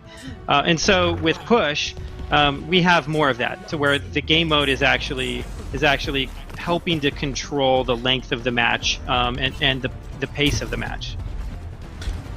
Yeah, as you see on the clock, it's a 8-minute clock right now. So yeah, it is pretty fast. I think it's definitely intended with some of these flankers in mind. As poor Lumpy gets taken out right off the rip. Lumpy was going on one of those flanks, didn't turn out so well. So does the bot unlock right away? It takes about 30 seconds for it to unlock, and the reason we do that is we don't want a team to think that there's a certain amount of pressure, or to have all this pressure to get to it as quickly as possible. We want you to be able to be strategic with the way that you approach the bot in the middle of the map, and it's very similar to the way that Control works. So we can see the robot. He's got a name, right? Yeah, his name is TWO. That's good. We see some Genji play in action. You see like all the buildings you can kind of come from, players up above to the side. I think you can definitely see that like fast paced. It looks way more like you can, as a DPS player, just kind of go off to the side, make a play, try and make a. You see here they're going right for the supports. Yep. Yeah, and the map, there's still a main path in Push, and it's really important for us to have that in all of our map types. But there are a lot of ways to get around that and to get through it, and that's what creates a lot of these opportunities. Going for the remake kill. Can't blame him. Yeah. I mean, I'm watching this. Yeah, I'm here. I'm fixated on the gameplay. I think, I mean, this looks really deathmatchy. This does. Like, we're just, they're just going in, they're having a good old brawl, and then obviously as the mech or the point is moving through the map, it's changing up every single time, and it's just, to be honest, it looks fairly similar to what I played back at BlizzCon all those years ago. Just with one less tank. It's still but it's just more space, I think, that operate. Yeah. Like I'm somebody who I play a ton of DPS, like, and I'm excited that maybe not everybody will run around in like a death ball, and I'll be able to kind of like play Tracer and go off to the side and make a play. I noticed too the green health over Lucio here. Oh yeah. What is that on the UI now? I actually completely forgot about that. There's so many changes. I was like, sound barrier doesn't give green health when I do it. Right.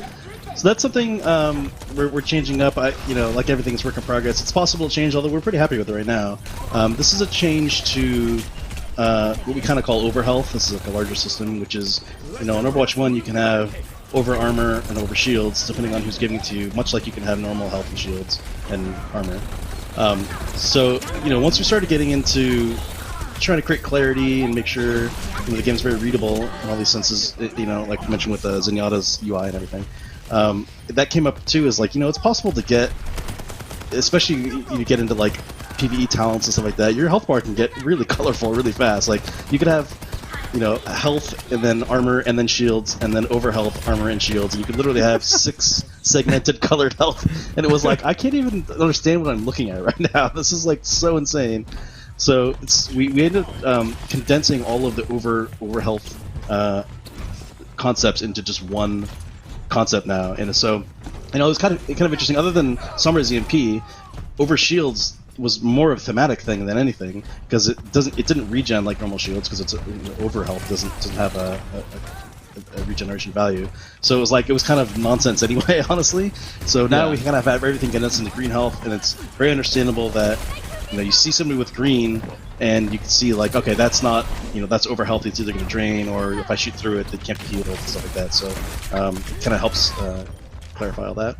Port 2's getting a workout going back and forth, but I noticed before there was like a circle. So is there like kind of capture points, like progress? Does that change the respawns at all? How does that work on push? Yeah, it does. So the robot starts in the middle of the map, and it pushes those those red barricades in front of it, and you can use those to kind of like in world see what your high watermark is. And if the robot's able to push it to the checkpoint, it will unlock a forward spawn room for the team that was able to do it. You can kind of see it just off to the left here behind Reinhardt. So if the attacking team can push it over there, they'll unlock that spawn point, and it gives them a big advantage in order to kind of push through the rest of the map. And then I assume when 2 starts moving the other direction, I guess it'd be decides to start moving the other direction, they would lose that forward spawn, right? Yeah, but there is there is an additional detail there. TWO has to be pushed back to the middle of the map before you lose your forward spawn room. And we actually started it the way that you described it, but a lot of times the robot could just cross this one checkpoint, and it got like really chaotic, and you'd have no idea where you were going to spawn. So we kind of gave you a grace period in there,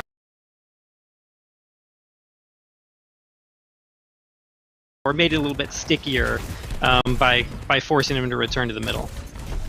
Yeah, that's a good call. I can imagine if that was the case now, you would have like, if I spawned this 1 second, I would spawn close, and then like Stylosis spawns the next second and he's far away. Yep. And I mean, that happens in Overwatch, but it was way too blatant. This with double bubble Zarya is sick. She is incredible. I love her. It's actually a pretty recent thing we checked it in, but it's pretty new. Is her damage ramped up when she's charged? Like more so. Yeah. So you have the same bubbles you had before, but they're both using shared charges. So yeah, we found that because this increased flexibility in how you use it, she tends to be at a higher charge more often. I mean, this is a good example, I guess. Yeah. But So it's actually even a lot of playtests. I can find myself like, sending a message to people. Well, what was your average energy? Would you say? Or how often? I was like, you were kind of tearing it up. That seems a little insane. So, balancing TBD, but it looks so fun though. I mean, as somebody who loves to play Zarya, like.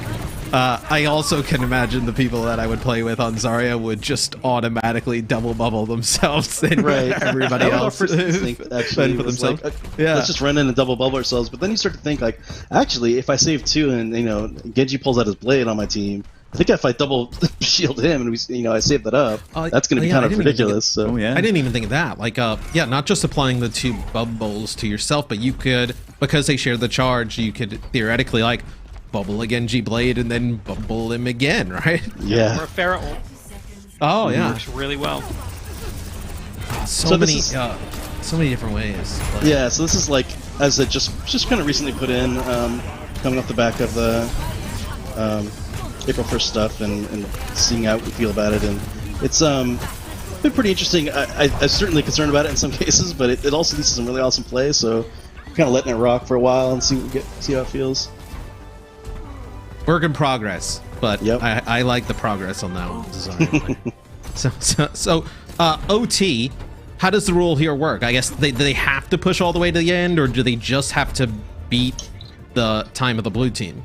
They just need to beat the time of the blue team. So the win condition for push is whoever has pushed it the furthest by the end of time wins, or if you're able to push it all the way to the end of the map, you'll win instantly.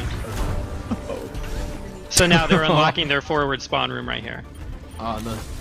The tragedy strikes for the blue team. Yeah, they need to stay near the robot, I believe, to keep pushing. Yes. Yeah, right. And so you can have, the good old blunder where everybody walks off the objective and two just looks on sad. I don't know what you're talking about.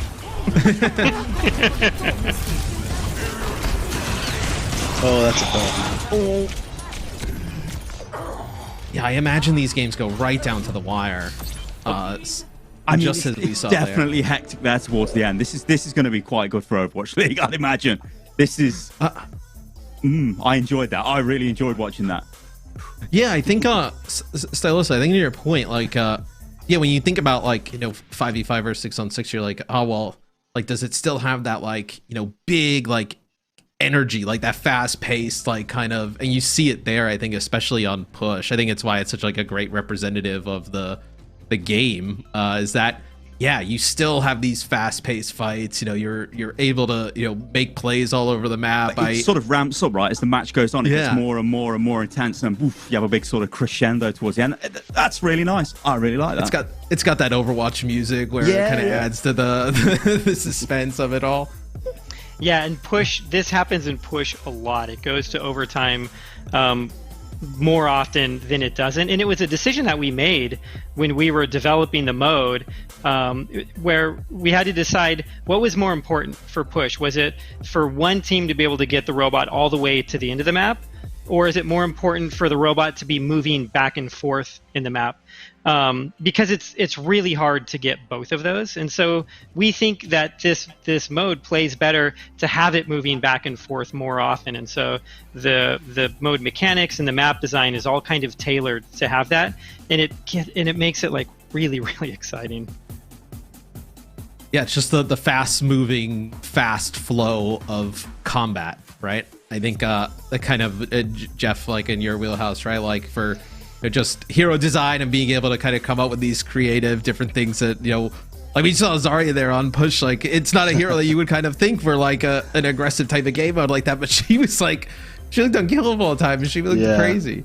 She's really scary in this form for sure. And I think that's kind of what we're thinking for a lot of these sort of off tanky kind of characters before, Roadhog and Diva. And we saw Diva there played as well, and Diva's gotten a lot of changes too. So I think it's worth noting that we're not like taking every tank and just making them super aggro. In some cases, we're pushing some of the more aggro tanks and making them a little tankier. So, I mean, a lot of cases they have a lot more health, as people notice, but Diva has a lot more sort of matrix juice in the can, so she can use it a lot more. So that's an example of where we didn't just like give her more missiles or something like that and let her go kill everybody. It's like she can actually protect her team a little more. So she slides a little bit closer towards, you know, the defensive route. There's probably players out there who want those missiles, but I'm happy. I'm happy that's not happening. But Stylosa, final thoughts, man. Excited to have you on. What do you think? Yeah, no, I am very impressed with that. Much more impressed than I thought I would be. It's been so long since I've seen Push in action, and it definitely looks better 5v5. Like, yeah, I don't know. That's I want to see more. I want to see more of this. Like, you know, I feel half done by just getting one game. You know? Yeah, Stylosa's not going to leave the call. He's just going to plant his stake down and just hang out. But guys, we're going to go for a quick break. Don't go anywhere. When we come back, Super's going to join the show, give his thoughts on some of the things he's seen, go over some of the stuff that's going on with the tanks. You don't want to miss it. Stay tuned.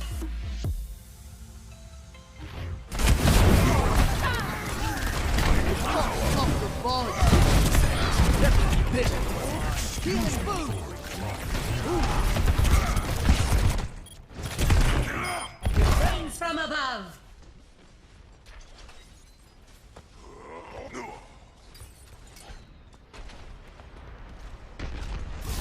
It's just a scratch. You'll be fine. You're powered up. Get in there.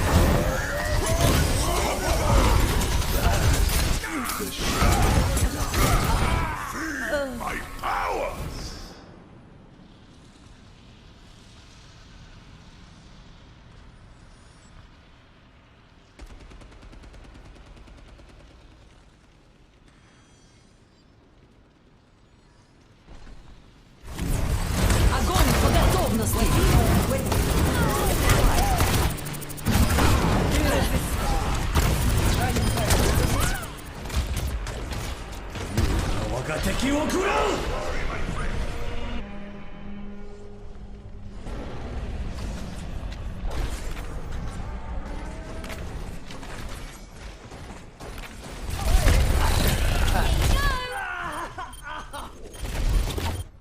Translocated.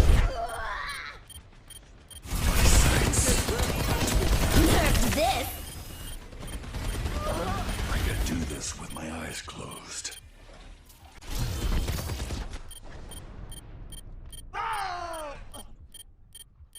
Forward barrier.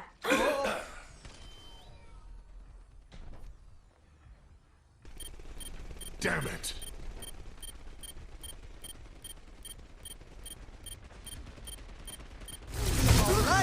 Огонь по готовности!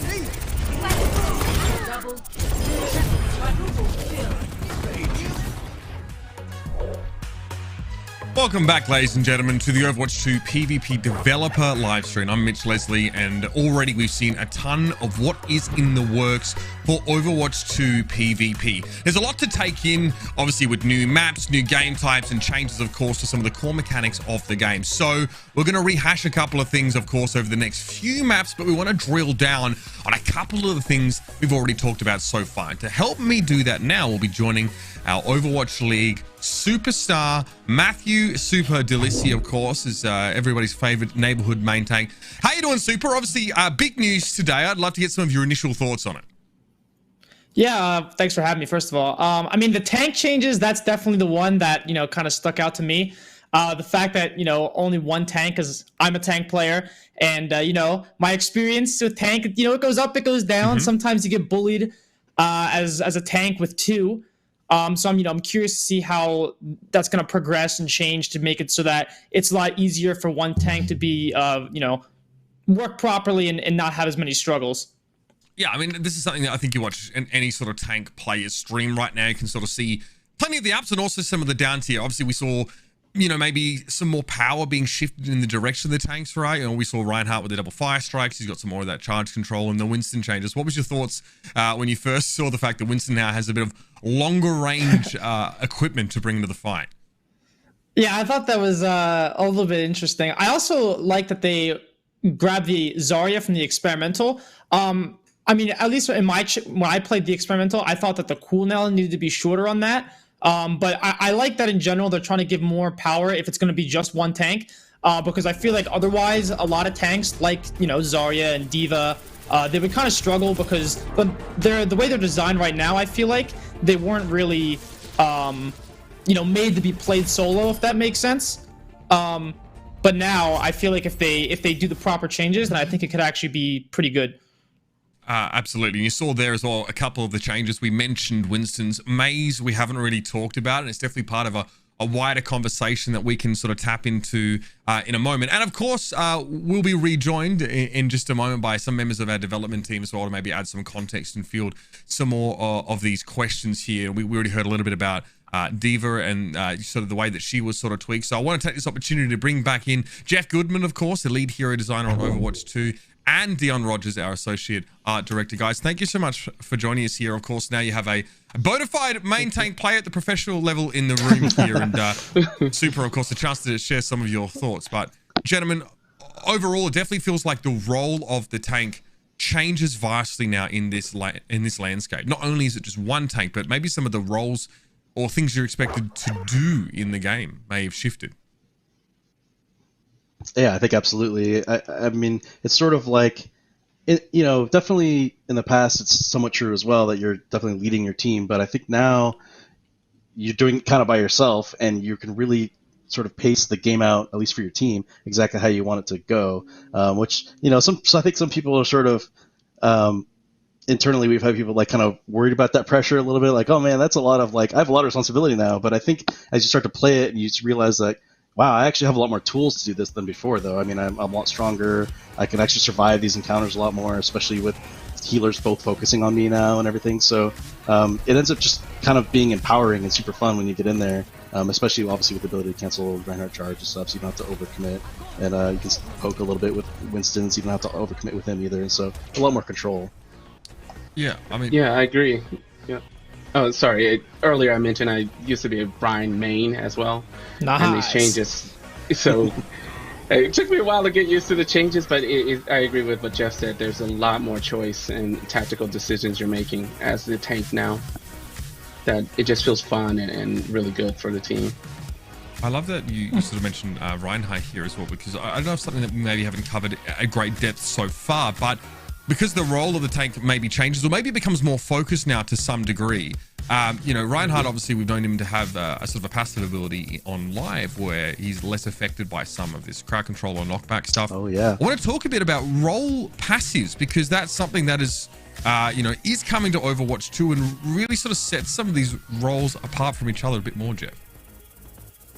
Yeah, so this is a new thing coming to Overwatch 2. It's, for those that don't know, it's every role. So tanks, DPS, and support get a passive or a set of passives related to their role.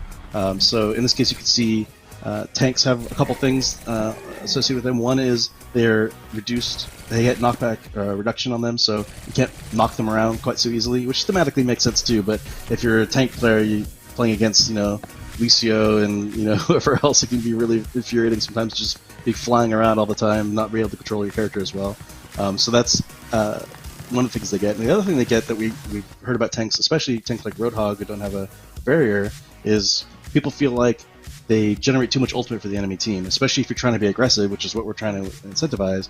That you come in, maybe you cancel charge and try to get hammer swings in there to build your ult, but was that a worthwhile trade-off if the enemy shot you so much that they built more ult than you did? So what we've done is shooting an enemy tank generates less ult for you, so your enemies get less ult for shooting you across the board for all tanks now. These are obviously the values we're tuning, but you can kind of see it here a little bit. Depending on who you're shooting, you generate a lot less ult. And then for DPS players, the role passive they get right now, and this is something we're definitely iterating on and tuning, maybe even more aggressive than the other ones, is they get a movement speed bonus just across the board, which you can see here. You can see it's not massive. It's not like everyone's going to be soldiers sprinting around the map or anything. But we have found so far, players probably attest to this too. Any kind of movement speed changes to anything is huge. This is why Lucio was considered sort of mandatory for so long, because he was the only one bringing move speed. Granted, he's a lot more move speed, but we started a little higher. We were tuning it back a little bit. We're trying to find the number here, but it's really interesting in what it allows you to do as far as even just basic map traversals. You can just flank a lot easier, and you don't have to commit as much time to the flank and to get back. But also, there are times where, let's say you're Reaper or something, and you commit your resources to get at an enemy Zenyatta or something, and he's trying to run around a corner just get away from you, and you can just catch him. Give it a little bit of time, you'll just get up close to him and close that gap. So that's pretty powerful, even though it's kind of a little subtle there. And then the support changes this is probably something that Ana mains especially are going to love to hear, but the support players all get automatic health regen after a certain amount of time of not taking damage, which is basically Mercy's passive. That's great. Right, exactly. So it's Mercy's passive, but a lot less of a degree, and Mercy's passive will still exist as like a much stronger version. But this is still there, so I always feel like you're an Ana player. Obviously when you're really low, you're like, I guess I'll nade myself. But sometimes you're missing like 50 health, and you're like, am I going to waste my nade just to heal myself? Where's my other healer? Usually Like, the where's other the health healers pack? in front of you as well, so like they have to turn around Right, to see you. right. Exactly. So that's been really awesome, especially for us designing new heroes, because I feel like we're in this position every time we design a new healer. It's like, okay, well, we have to come up with some mechanic that they can heal themselves, because it's like ridiculous that you can't shoot yourself in the foot or whatever. Is always on a joke, but so now they have these sort of like, we don't have to worry about that anymore unless we wanted to add something like in Mercy's case or even Zenyatta's case for shields. Shields regenerate on top of this, so you'll actually get double regen if your shields are regenerating. So those heroes still retain their sort of extra regeneration bonuses, but it's a lot nicer for Ana. Now, of course, on the horizon, we're going to be showing more of our new maps here in Overwatch 2. But something I noticed that kind of snuck past us here, some footage of Mei. So, walk us through this, because Mei seems like she's been changed pretty drastically, at least in terms of how she operates. So this is actually kind of the tip of the iceberg, and that's some changes I can talk about. But Mei was the first one we sort of checked into the build and wanted to play with for a long time. So if you notice here, she doesn't actually fully freeze the enemy here at all. She still slows them, but she doesn't never go to a stun all the way. Thank God. The compensation, of course, does a lot more damage. So it's really scary to be getting hit by her because you're taking damage and you're slowed. But of course, there's a lot of ways to escape. You can have help and everything, but you never actually get in that lockdown state and be like, okay, well, here's the free headshot. I guess I'm dead. And for her, it's really interesting too, because she still has, at least right now, she still has that sort of cleave effect, the piercing that can hit multiple targets. So, and you're doing so much damage now. It's kind of fun to play this game and try to get all this extra damage, because you could straight up just kill people now by piercing through tank, or certainly if Zarya's ulting or something like that, you can just pierce through everybody and just kill them yourself.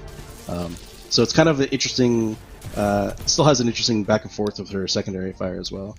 But as I mentioned, it's kind of the tip of the iceberg, because what we're really playing around with, and this isn't actually in this build, this is something we've been experimenting with, hasn't quite been successful enough to quite put it in the build yet, but this is something we're looking at, is just generally looking at crowd control across the whole game. Like, where do we want it to be? Who should have it? Because we've gotten feedback over time. We totally understand and respect, like, sometimes you're playing against the ultimate CC team with like Mei and I don't know, McCree and whatever, and especially as a tank, I'm sure you're well aware of this, and you're just like, oh my god, I hate my life. So we've been experimenting with like just generally setting guidelines, like, okay, tanks should probably have CC. They're all about space control, and they have that role to be able to earth shatter or create that those great opportunities. But should as many DPS heroes have CC as Mei? Maybe McCree doesn't need a stun, and so we're looking at all of these, especially mostly actually really the DPS and the supports. Currently, like, again, this is all like really hot off the presses because it's not even in this build, but we're probably thinking that like Ana's pretty cool right now. People are generally pretty cool with her sleep. There's a skill shot element involved. You can give me one There's more sleep, a lot of, if you want. just keep going. How about like a fan of sleep darts? It just kind of hits everybody. You're giving me cool talent ideas, actually. So like that, we're still playing. That one seems pretty cool, but like McCree, probably not so cool, even though he's sort of like ingrained on McCree's stun. That's like what he's about. But it's like, okay, well, what if he didn't? What if he had something else? Or what if it worked a different way? And of course, that almost has as many ramifications as the tank changes, because it's like now we're talking about, okay, we take all the CC away, Tracer, Doomfist, Wrecking Ball. These heroes are just like out of control now, right? Because like they're sort of heavily countered by CC. So then we got to go back and change those heroes, of course, as well as the compensation for the CC heroes. So that is something that's heavily in progress, and I'm hopeful that I think we'll be able to get some reductions in there. I'm sure. I think a lot of our fans would like to see it. So trying to, a lot of these changes, including the tank changes, are trying to get back to like, core shooter Yeah. roots. It definitely feels like, Geoff, we were at points we were wondering, like, is this game like a MOBA? Like, how important is that positioning, the tactical, the ability usage element? How important is the shooting element? It's not uncommon for for developers to say this game's all it's about the gunplay, but as the game evolves and you have these ideas and you bring these new abilities in, that it can sort of change that. Super. Usually, mate, it's hard to get you to stop talking, but you've had a moment to absorb some of this. Let's talk about how you think the role of the main tank or tank in this regard is going to change in maybe an Overwatch 2, and sort of some of your thoughts about where the CC is going. How's it going to feel? You have a rock hard mental, dude. Like the way you sit on that stream and you just go. But tell us how you think this sort of changes. Yeah. So that was kind of a big worry of mine, was like, you say one tank, and then I'm thinking current Overwatch where you're playing against a Brig and then an Ana and then a McCree and a Mei, and then you're stun locked for 17 seconds, then you want to alt F4. But if they're if it is looking at the rest of the CC in the game, and you're looking to reduce that across the board, and then on top of that you're adding more utility to tanks, I think that's it's going to make it easier to do that, because I have felt that CC is kind of it's a little out there sometimes. It's not always the most fun to play against, and especially for me, I always felt that displacement CC was almost more egregious than like stuns, because like if you get booped by like a Lucio and like a Brig whip shot or a ball that can like swing back and forth, I always felt that was more like annoying and frustrating to play against, because you couldn't really control that. Like you kind of just got knocked everywhere, and that was just the way it was. Are those being like looked at as well as stuns, or is it like everything across the board? Yeah, definitely. But the nice thing is we have this new tuning knob of the tank passives to say, if we still want Lucio to be able to boop enemies off cliffs or something and still leave that strong, but we still think tanks are being booped too much, we can just dial that like knockback reduction up a little bit for the tanks, so they're less affected by it. So it's a nice place to be. Absolutely. All right, that's nice to hear. I mean, yeah, we're drilling down pretty heavily into like what it means to be a tank player, and I think talking about it is good, but I kind of want to see some more of it in action. I mean, Dion, I can see it here on the little preview screen, but our next map is really incredible, and it really captures, I think, the vivacity and vibrance of a region of the world that's really known for it. Talk to us through this map that is Rio. Yeah, so Rio, another map we wanted to do for a long time. We have several artists on the team that spent a part of their life there, so it's pretty fun to kind of dive in and see this Overwatch version of Rio, the beautifully painted favelas, colorful, vibrant club. You get to visit where Lucio's club is. The team loves going to Brazilian barbecue, so one of the spawn rooms is a Brazilian barbecue place. It's another map. We're just having a lot of fun creating different details and this aspirational version of this location for Overwatch 2. And it's a brand new payload here too. You guys saw earlier, it's a pretty fun carnival float. So we're just having fun with these maps. The cool Brazilian barbecue. It's fun and sunny and colorful, and I think it's a map that feels like Overwatch when you play it, I mean, already that sort of signature vibrance that so many of Overwatch's maps have been credited for is there. Can you obviously, I don't want you to give away too much of the story, but is there a context here, like where are the attackers starting from? Because I see some beach, I see different landscapes sort of getting fleshed out here as we go through the map. Okay, so the defense actually starts in Lucio's home. So yeah, obviously there's a story layer to Overwatch that we want to tell, so Lucio plays a big part of that. So you get a little hint of where we're going with that, but we're not talking too heavily about it. Also, Lucio's club is it's kind of a community place, so it's a place, if it was real, people can come there for free. He's a community guy. We wanted to showcase this with this gigantic kind of sci-fi club he has. Yeah, it's connected to the story of Overwatch. We'll just have to wait and see how closely Rio plays into the game. You saw a little bit at BlizzCon a while ago, but there's definitely more. Right, so I do have a question for Geoff. Sorry to cut you off, Mitch, but I do have a question, if that's fine. So if I'm pretty sure, like way back in the day, there was like an interview that I read that was like 5 was too small and 7 was too big for the roster limit, and then 6 was perfect. But like, I'm kind of curious, like, where along like the Overwatch timeline did that philosophy kind of change? Like, was it role lock? Was it like people learning how to play the game better? Like, you know what I mean? Pretty much all of this. Yeah, I mean, we know so much about the game. I mean, as kind of Aaron touched on at the beginning, like, before everything, I mean, you could just play 5 Winstons. In fact, we had an internal tournament where that was the strategy. 5 Winstons and a Zenyatta. It was sort of like, oh my god, this seems like maybe a problem, or is this cool? We don't know. So, like, obviously, when you're building really any game, you try to make the best judgments for what you have and what you're playing, but once you have the game in the wild, you get it in everybody else's hands, and it marinates for a while, and you're making changes, like, your opinion on this stuff definitely changes. So I think over time, like it was touched on, we were still keeping an open mind to maybe doing some of these kind of changes, and then coming Overwatch 2, we were just like, let's revisit everything, and that was definitely one of the major core decisions of Overwatch 1 we were really looking forward to revisiting, and at that point we were just like, yeah, maybe this is actually just much better, maybe we were wrong all along, although the people always say, it's kind of a design thing, people say, you're not necessarily wrong at the time just because you were wrong in retrospect. Who knows? Yeah. But, yeah.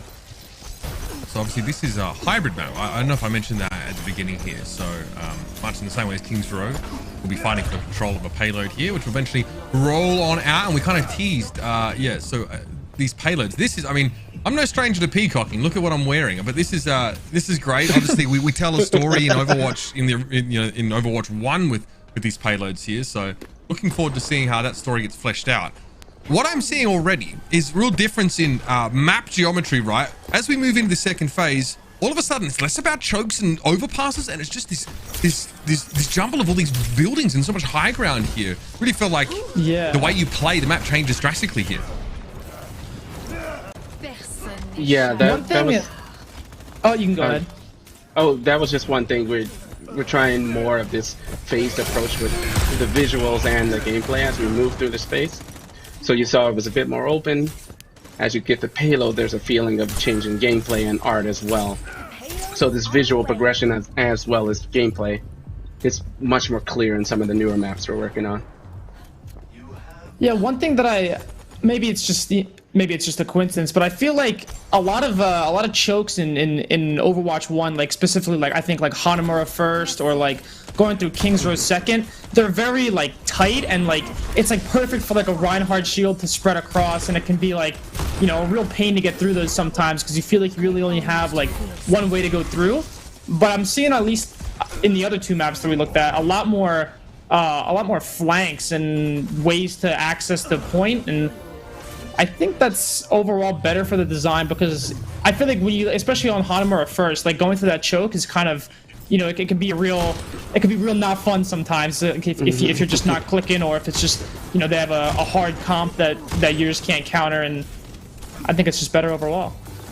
Yeah, we want to give players more options to solve a problem. Say they're stuck at the choke, they have a few more options to break through. Basically, they don't have to rely fully on the tank powering through this time. But yeah, that's always the thing. We're trying to improve the options the players have to solve situations. Are there going to be previous maps in Overwatch 1 that will be reworked, or?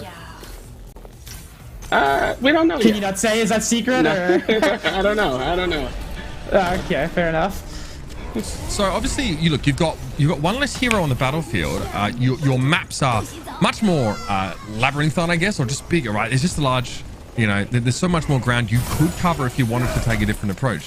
How do you sort of balance how big the map is, right? Because obviously there's a sense where, like, you know, if you go too far in one direction, right, it can seem quite barren. But here, like, everything, there's attention to detail everywhere, right? There's so many crisscrossing ways of approaching the point. So it doesn't feel big, but it definitely, as opposed to maps we saw in Overwatch on live right now, it definitely feels bigger, right? Was that ever a consideration, trying to balance that, the sort of size and the majesty of it all? Yeah, it's definitely more detailed than before, and again, the more options, there's more passageways and buildings for players to move through and build strategies from. But ultimately, the maps are in a fairly similar size to the previous. You're just seeing a lot more detail out of the Overwatch 2 engine. We have a lot of cool upgrades that allow us to do more while keeping a smooth performance. But Yeah, it's something we're constantly playing with, the scale of maps and how it feels to move through the space, visually as well as gameplay-wise. This really has like a Dorado feel, almost, right? We have sort of payloads that are moving through underneath, and there are multiple levels here. This is not just sort of 2 levels here. There's even more options, I guess, to sort of make use of this verticality.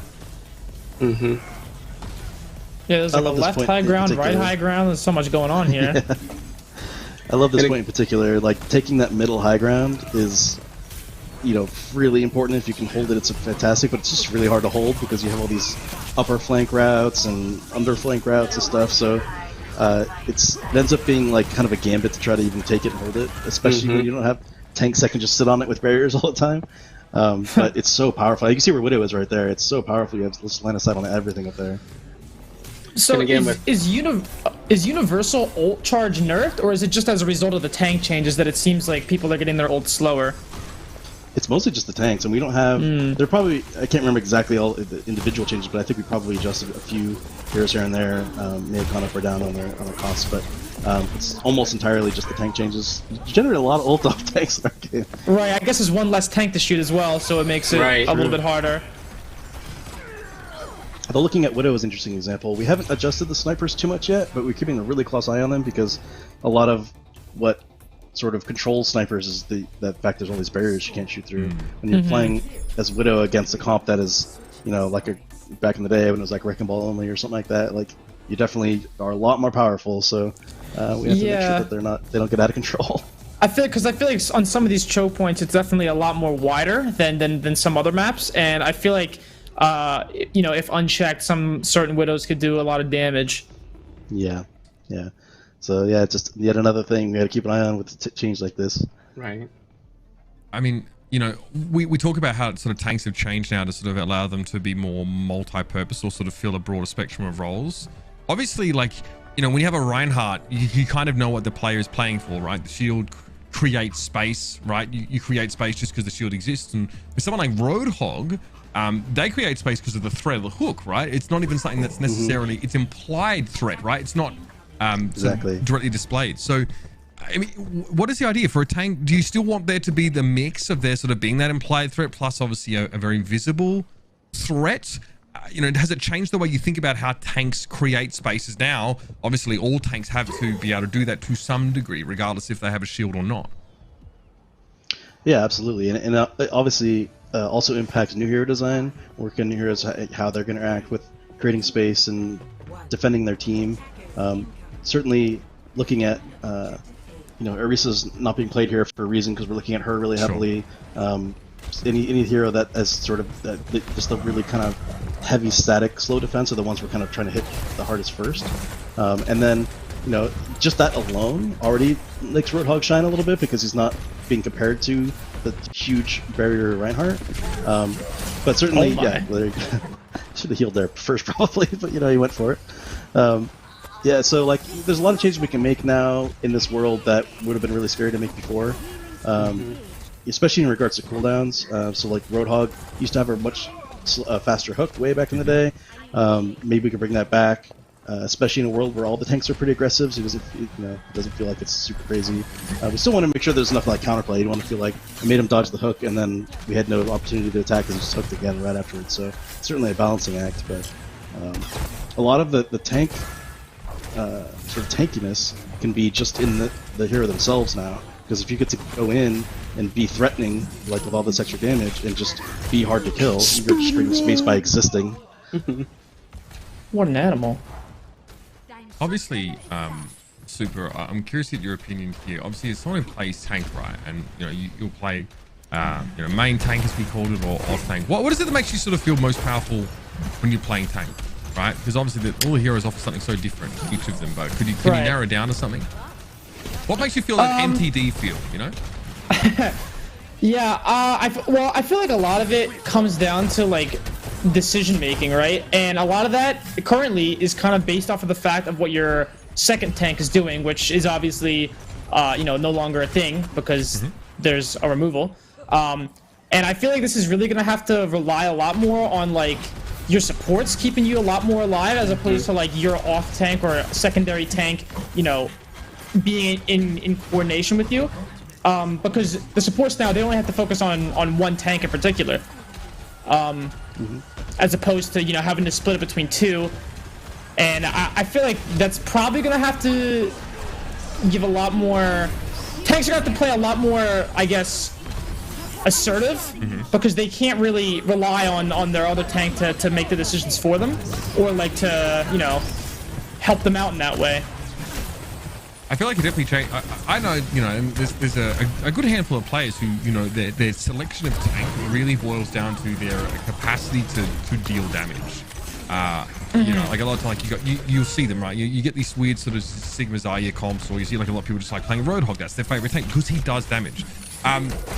You know, trying to make, you know, a player feel powerful on tank without just doing damage requires you to really think much more about game design. So that's what I kind of wonder. Like, outside of just doing a ton of damage, how do you sort of balance a tank to make them feel powerful without just pumping numbers into their primary fight? Yeah, I feel like that's probably a design philosophy that I'm maybe not qualified to talk about. That's convenient because I wasn't actually asking you, but you can weigh in on it first. Okay, yeah, I'll just stop speaking. That's good. No, that's good. I'll stop speaking. I'm curious what your opinion is, but yeah, I mean, a lot of it's like we're talking about with just options, and like, you know, Super mentioned, like, we just want to make sure that, I mean, that's kind of the point of the Zarya change, is just giving her more flexibility and more options. So, I mean, it happens to be she also generates a crap load more energy and is way scarier, does more damage in this case. We may have to rein that in a little bit. She was already running out in that last little bit there with like 80% and then 100%, so you can see it's pretty aggressive. But yeah, it's definitely just trying to create really interesting playmaking opportunities and just strategic thought, and I think that's where a lot of people kind of like to have the tanks exist, where it's, if you really want to just click heads, there are probably better options out there. I don't think we're likely to make any kind of like sniper tank out there or anything like that, because, you know, there's a lot of other opportunities for that. We'd like to try to keep the tanks, like I was mentioning with the crowd control changes as an example of this, we'd like to keep the tanks being the ones who are primarily able to do crowd control, and that's also with only being one tank now, it means still there's going to be a lot less crowd control in the game in general, but still allow them to sort of flex that particular element. Right, so you talk about obviously taking a little bit of that away from May, but obviously it's still something that, you know, you feel like you could include in the game. It almost feels like it's a more moderated approach to it now, because tanks can be the ones that bear a lot of that sort of crowd control potential. It just means that there's, you know, now it's just that one hero on the battlefield that really is able to produce so much of that outside of, you know, 5 different forms that are coming in. So it feels like almost responsibility as a tank player is almost kicked up a notch there, because you got to be a jack of all trades in some cases.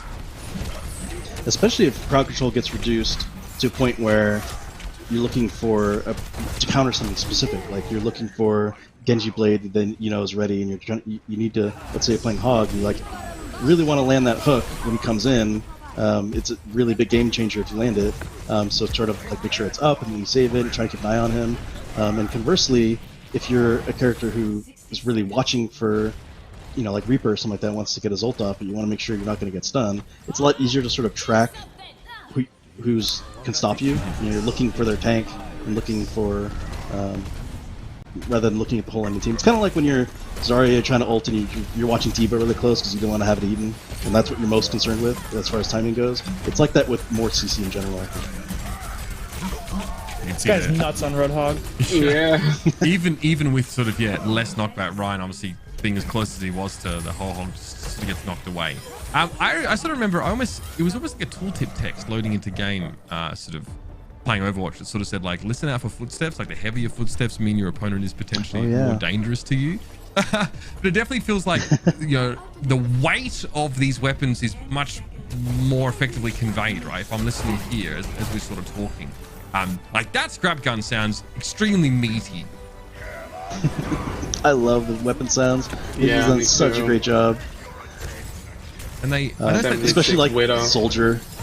Oh, Widow, yeah, Widow's so great. Widow is the sort of insane. Like the echoing sound when you shoot in an open space. Oh my god, it's fantastic. You really feel like you're actually wielding a very high caliber weapon, right? That actually has weight and it has a sense of kickback and sort of makes sound. And also like it, based on where you are in the map, you know, the environment, you know, I think this is maybe covered, I think, this time online as well, but it really feels like the environment, we were inside, you know, club, in Lucio's club beforehand, and that echo is really much more apparent, right? the environment playing a big role in how things sound. And being on the receiving end of Widowmaker's shot, it just feels so much more dangerous hearing the sound. So it helps you hide, basically.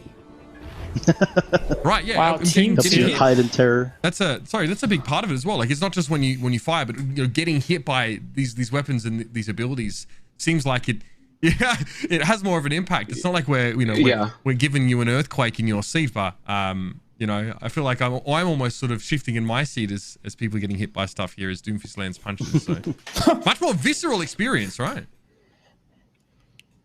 Oh yeah, I mean it adds so much. I mean, there's so much done to.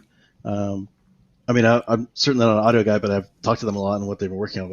But they've been given the ability to create more accurate sounds in certain spaces. So like an indoor tighter area or an indoor wider area can have different sounds and get that sort of sound of things bouncing off the walls. And it's so epic. And not only is it make the game feel a lot better as far as like your weapons and getting shot at, but like it actually makes the environment feel a lot better because you feel more connected, like you're actually in that space, just the way all the sounds are playing when you're in that space.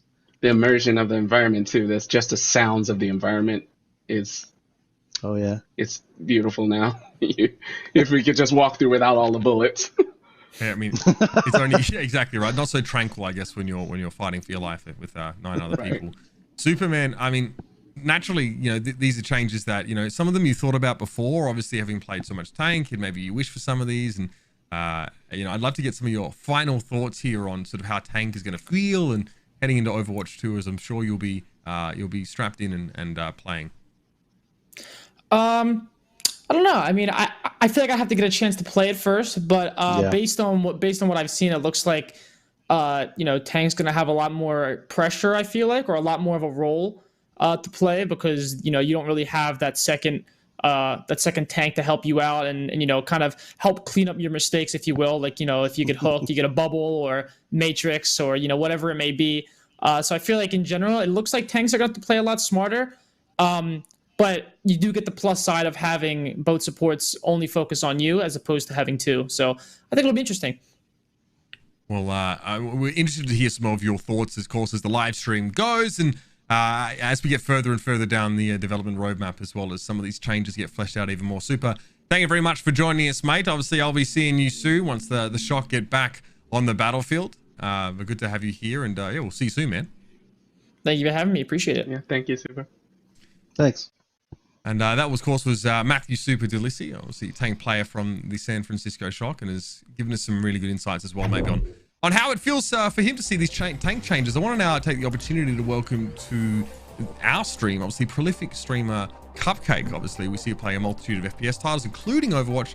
Great to have you with us, Cupcake. A lot of news today. Thanks. We're continuing to tease more out of these devs slowly. I'd love to get some of your thoughts on what we have so far. Oh man, I really like seeing all the new hero looks and the map visuals, and the UI updates have been really cool, especially as a support player. I'm seeing a lot of little UI updates for support heroes, and I'm really excited about them. So yeah.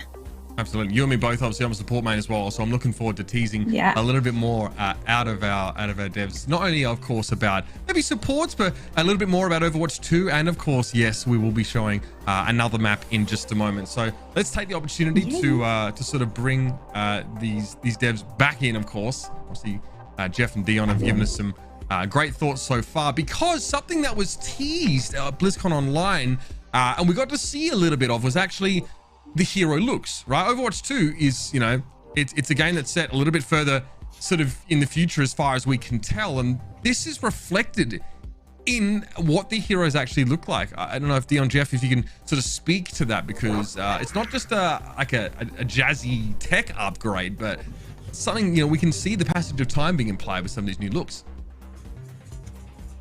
Yeah, that's part of it, is the passage of time. You can see Reinhardt is a little older. I think there's a sneak peek at a few characters that there's a bit of age difference on them as well. A bunch of guys are part of Overwatch now, so they have access to cooler tech in their outfits. It's just, we're having fun kind of in a way to show these guys have upgraded their equipment. They're ready to do battle in this new world. Fyra here with her new Overwatch gear. So that she has the armor that fits the Overwatch team. Yeah, and just Reaper is pretty amazing as well. There's definitely a feeling of them looking sort of more high tech in a sense as well. Yes. So, I mean, you know, I love that you kind of, this is cheeky. You're kind of teasing little bits of the story or how the world changes out as we go. So that's just, you know, building my appetite up to sort of see more about how the world is changing and what all these heroes are up to. I mean, you see, obviously, Widowmaker's got a change of hairstyle as well. Tell us about what the development process on these changes is like, because I think it was sort of mentioned that there's sort of new tech available to developers to sort of bring these characters to life, but I'd love to know how you go about refreshing or revamping or update some of these hero looks. Yeah, we have a lot of cool, really cool engine upgrades that you could see in some of those shots. A lot of better detail. The character's skin feel more natural. Their hair has a really awesome shader, and you know, it's still stylized, but it just feels much more real, almost like you could touch it.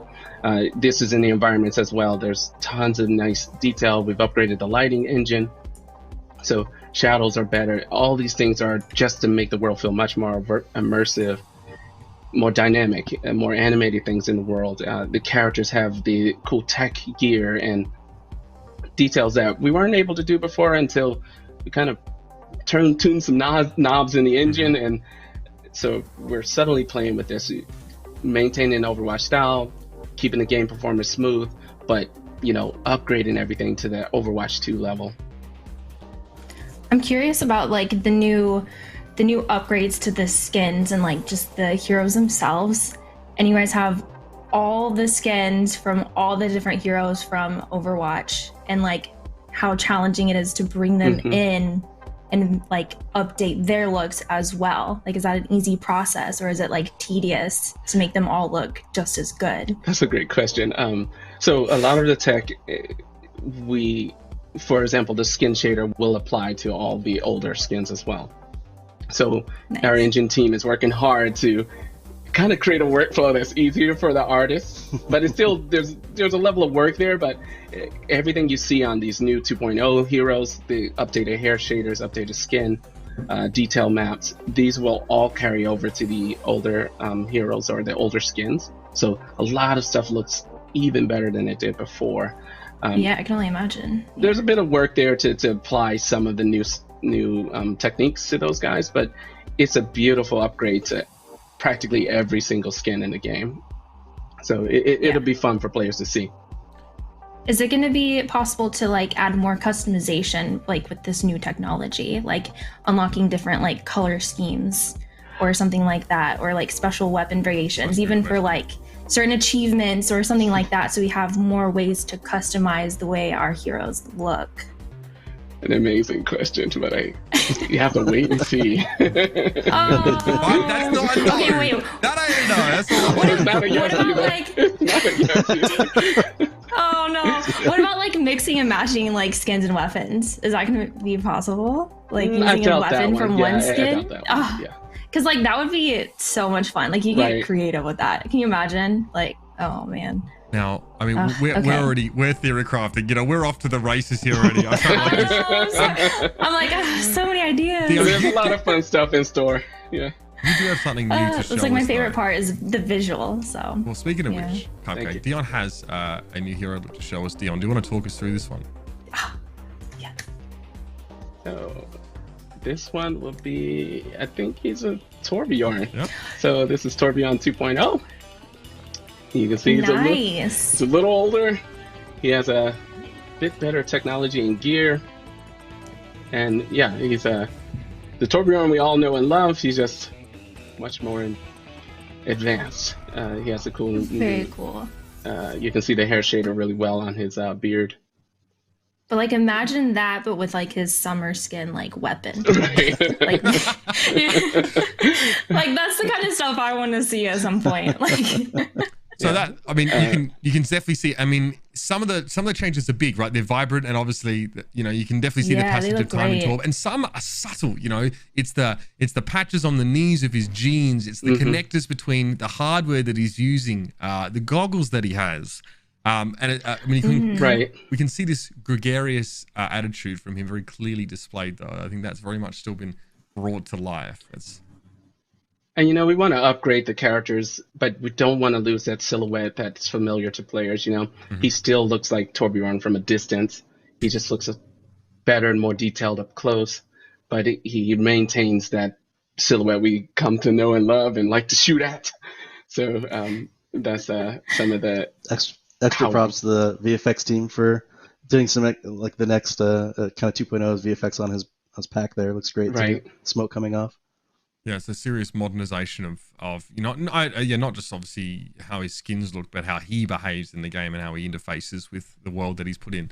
Let's shift gear here and talk a little bit more about our next map. Rome was teased at BlizzCon Online, right? We've got these beautiful panoramas, these Colosseum looking things, this like sort of this sort of future Rome, but that's obviously coming up next, and it is a push map. So I want to talk a little bit more about how a push map is actually developed, right? The newest game type to the game gives some really unique situations to play through. Let's delve in a bit deeper. I have to assume, right, like there has to be some symmetry to the map. I'm sure is that sort of right. Okay, what's important when designing a push map? Let's start there.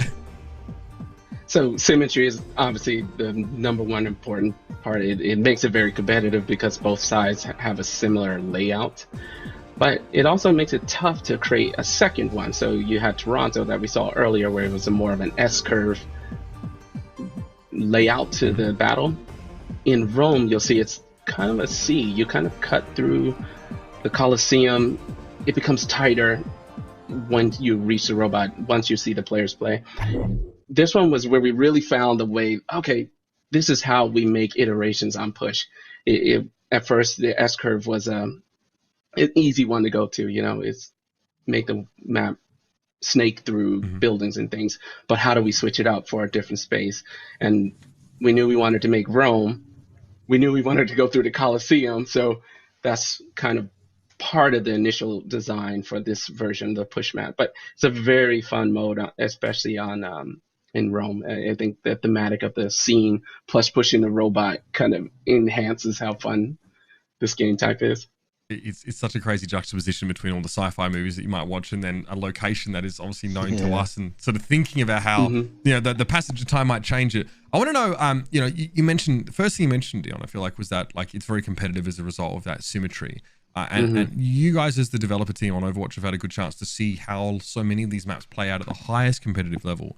So I'm curious to know, like, you know, how much is Overwatch League a factor when you're sort of considering a game type or a map design like this? You know, how often do you think, oh, like how the players could break this, or, you know, they're going to sort of, you know, go for the 1% plays on this kind of map? Does that factor into the dev process all that much? I think, yeah, for sure. Yeah. Geoff could probably answer this bit. Yeah, I mean, they certainly, I feel like it's hard to imagine a player base sort of breaking a map apart probably as much as the Overwatch teams, Overwatch League teams do, and they will find that stuff fast and abuse even the smallest things. So yeah, I mean, we definitely, as far as like the specific layout, we're looking at a lot of stuff quite a bit, but especially when we're developing a new mode. It's very much taken into account how competitive it's going to be, and as was brought up earlier, you know, based on the rule set, we want to make sure if we can avoid it, we want to avoid any kind of tie situation. Sure. This mode certainly prevents that. And then, as Aaron was talking about earlier, like we were debating whether or not this should be like kind of easy to push to the end, and then, you know, you get a point, and then the other team can, you know, maybe it's multiple rounds and each push is 1 point, but then it's like you get in that potential tie situation, and you lose some of that sort of epic tension of pushing it those last little bits and people fighting over those little bits of space. And so I think, yeah, I mean, we're very cognizant of that, especially with new modes, thinking about how they're going to be played and competitive. We had so many matches that came down to 2-3 meters. This is such a fun, just, you feel good even lose, you know, you're like, that was a great battle, because it felt like we fought really hard for those last 2-3 meters. This map is genetically engineered for play-by-play casters. I like that. More opportunities for us to just yell nonsense. We're going to jump in and check this one out. We got a bunch more questions. I'm sure, Carcoat, you do as well here. But, I mean, first impression is wow. This is an incredible vista. Beautiful. Thank you. Wow. Absolutely stunning stuff. We talked about, you know, Dion, you mentioned like the S shape sort of thing, but it looks like there's some twists and turns here. It's almost like the path overlaps itself as well at some points. It does. There's a little bit of C shape, and then there's this bridge overpass that's pretty fun to encounter. I think I'm curious to see how this battle plays out once the players get to the overpass. We'll be starting to... Yeah, I feel like the two big features on this map, and we'll see it right away, is the first one is right in the under the Coliseum, basically where the OW2 or the bot starts, and that it you know, it kind of like looks sort of simple in basic geometry, but is like the subtlety there is because it's got a slight curve to it the whole time. It's so amazing, and you can see certain of these are blocked off and certain of them are open as far as in between the pillars, and that was actually iterated on quite a bit. I remember opening them up, closing them. In fact, you see the tops are actually open, so you can climb over or fly over them, so we still allow some flanking routes if you're like a Pharah or Genji and you want to get cheeky, but we didn't want to close it off entirely. So that one section was sort of everyone's favorite right away in playtesting, and then just the a massive amount of iteration on it was great. Right. So we'll see it here. That quality of life trains on Winston's bubble, it does not go unnoticed, by the way. The duration of the bubble remaining being shown on the HUD is huge. Oh yeah, yeah. I love that. It's funny watching. Sorry, I mean, I just love the curvature actually sort of. It actually reduces line of sight, right? So you cannot now just sit at one end of this sort of track and see the other if you're a sniper. So even that small tweak, you know, has balance implications that I'm sure you've thought about to quite a great degree. I think because me and Cupcake are both support mains, I think something we're definitely going to be wanting to talk about here is that it's not just Zenyatta's HUD that's gotten a change, right? It seems like every sport looks a little bit different when it comes to the HUD and some of those abilities that interact with teammates. Yeah, which like even the Zen placement of the orbs, it's so much better, like more in the middle rather than having it on this side. Oh, yeah. I think that's really nice. I've noticed like the little changes with like having Mercy, like it shows when Mercy's healing somebody a lot more clearly, and I like having the icons of who it's on, you know. I like the I wish to see more with Ana. Like I would love to see with Ana having it show like who she slept, like on the UI. Oh, that's a cool idea. Yeah. Like that would be so cool. Especially because, you know, I feel like I have to tell my DPS player that's in the enemy backline, I don't know if you saw that, but I just let the fire out the air, and they just I slept someone, yeah. I like that idea a lot. Yeah. Or sometimes you throw one, you don't know who it hit, like because there's so much going on. You're like, okay, I definitely slept someone, but I'm not sure who it was. That might be important to know. That's my favorite part. You sleep Genji accidentally with a blade, and someone just wakes them up because they have no idea that you sort of slept them, right? Exactly. Oh no. And obviously, you as a player get indication if Mercy is healing or damage boosting you, right? Obviously, your screen sort of on live, your screen sort of takes on like a sort of a very slight non-intrusive glow. But it seems here you've also changed how it's indicated to you that Mercy is sort of damage boosting you. Is that also the case with like a nano boost, for example? I can't remember if we've actually changed the 1P nano boost effect. I don't think we have yet. Gotcha. I don't remember, but in general, there's like, you know, great big passes going across. I mean, really across the team. I mean, you can see the skin passes, and those emails get sent out all the time. Like, oh, look at these cool, you know, skin changes and, you know, tech we're getting. And then there's also VFX updates. Look at the VFX changes we're making and sound, of course. So it's kind of just awesome being, like, even if I'm not directly, you know, working on that stuff, just sort of seeing that stuff across my email and the examples being sent out. It's just awesome, like day to day. Seeing all the changes. I mean, yeah, I'm sure your inbox is sort of swarmed with them. I sort of wonder what the look. It was mentioned at BlizzCon Online as well that sort of the assault game mode sort of there wouldn't be sort of further maps developed for, right? The focus would no longer sort of be on that. So I'd love to know what the sort of thought process is between sort of the removal of assault, or 2CP as it's fondly known, and the addition of push here. Right, so that has a long history, actually. That probably was probably most of the people who really follow the game closely are aware. We've obviously the assault map, or 2CP as it's called. A lot of people had a lot of concerns with it, and we've tried to make a lot of changes to it. In fact, what people might not know is we've gone through multiple phases of like a heavy overhaul of it, but none of them ever really were good enough to go even to experimental card, honestly. I always feel bad because one time I had a new designer join, and one of the first things we gave him was like, overhaul 2CP, what do you want to do? And it was like, the hardest problem ever, go ahead and solve it, new guy. It was like, oh, that's kind of rough, actually, in retrospect. So, you know, we've got went through a lot of changes, and it got to the point where we were like, we'd have to make so many changes to get this where we want it to be. Like, is it even the same mode anymore? And at that point, if we're getting to that degree, why don't we just make a different mode? Yeah, let's make new. Why even try to, like, you know, change it to that degree? So that's kind of how that ended up coming about, and a lot of it was feedback from the players. So that's kind of spicy, Geoff. You're trying to say that there's other modes in development. Are you trying to imply that? I would say that we are constantly experimenting with new modes, but they're experimentation right now. How crazy! New York was. Sorry, Dion, please. Oh, sorry. New York was. We experimented a lot with New York before landing on the mode that we chose. I mean, it seems like so many possibilities for that kind of map, right? Right. Temple of Anubis, when we first showed that at BlizzCon, the shipping version actually changed, you know, to try to fix 2CP even back when the game first came out. So we actually, the version we shared and the version that shipped with the game was pretty different from the choke point standpoint to try to address some of the 2CP challenges. So we just left that spot in the map. Oh, sorry, Dion, I didn't cut you off. And that was it, yeah. Oh, okay. I was just going to comment on it because we were there, although they just left it. But the other thing I was mentioning about this map, because I mentioned two things, is that area we just left it's like this like corkscrew, basically. And it's super interesting.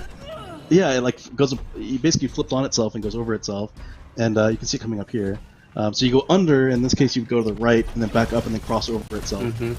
It is a really interesting point to play. In fact, when we were first playing it, I remember we had our first feedback session where it was like, I don't know if I like this or not. It's either amazing or it's terrible. I can't even tell. Like, it's super interesting and very impactful.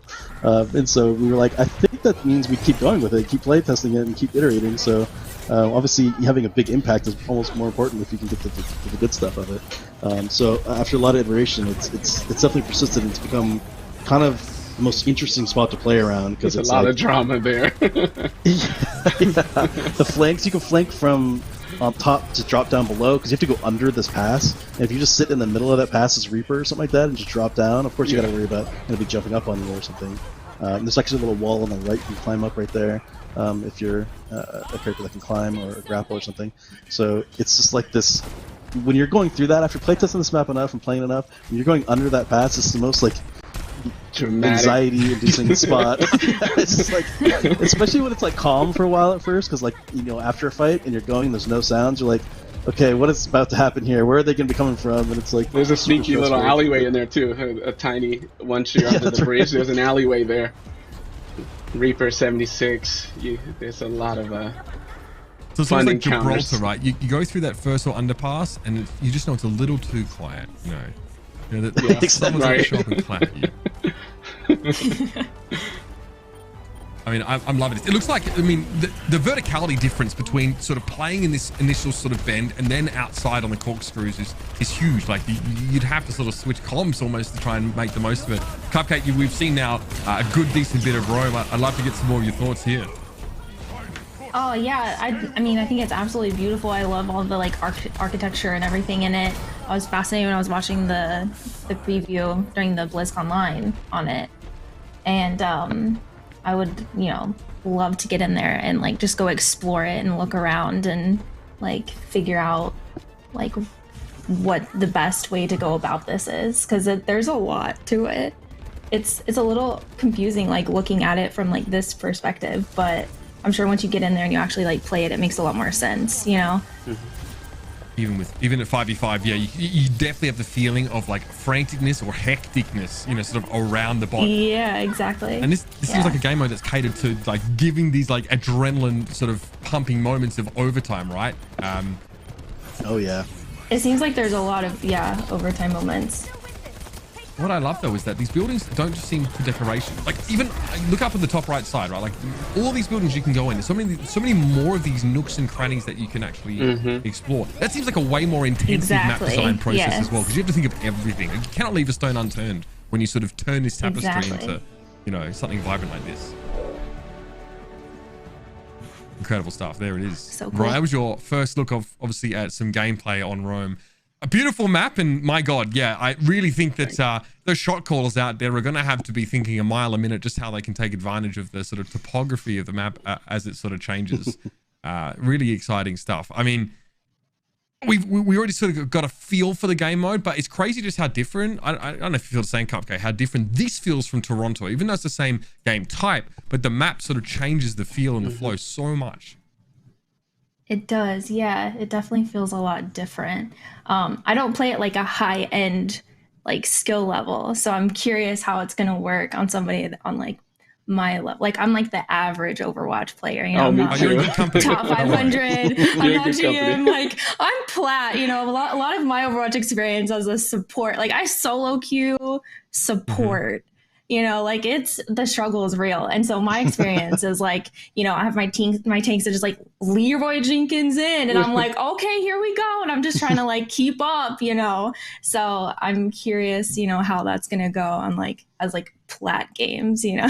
I mean, I'm sure I'm going to find out because I sure as heck won't be playing in any other rank than plat myself. That's what I'm going to be experiencing. Hey, really quickly, so y'all know how I feel, okay? Yeah, I mean, yeah, like I said, you're in good company. I'll make no bones about my standing in the game. That was incredible. Thank you, Geoff and Dion, for walking us through Rome. We started from that sort of vibrant sort of overlook, and then we were straight into the action. I really love just the juxtaposition of sort of the futuristic tech plus a really historic location. And that's a lot of fun. I mean, speaking of incredible locations, we actually still have one more map to show everybody. So ladies and gentlemen, stick around. There's still more to come. A new map, an in-depth look that you haven't heard anything about coming up on the other side of this break. So stick around for more of this Overwatch 2 PvP developer live stream.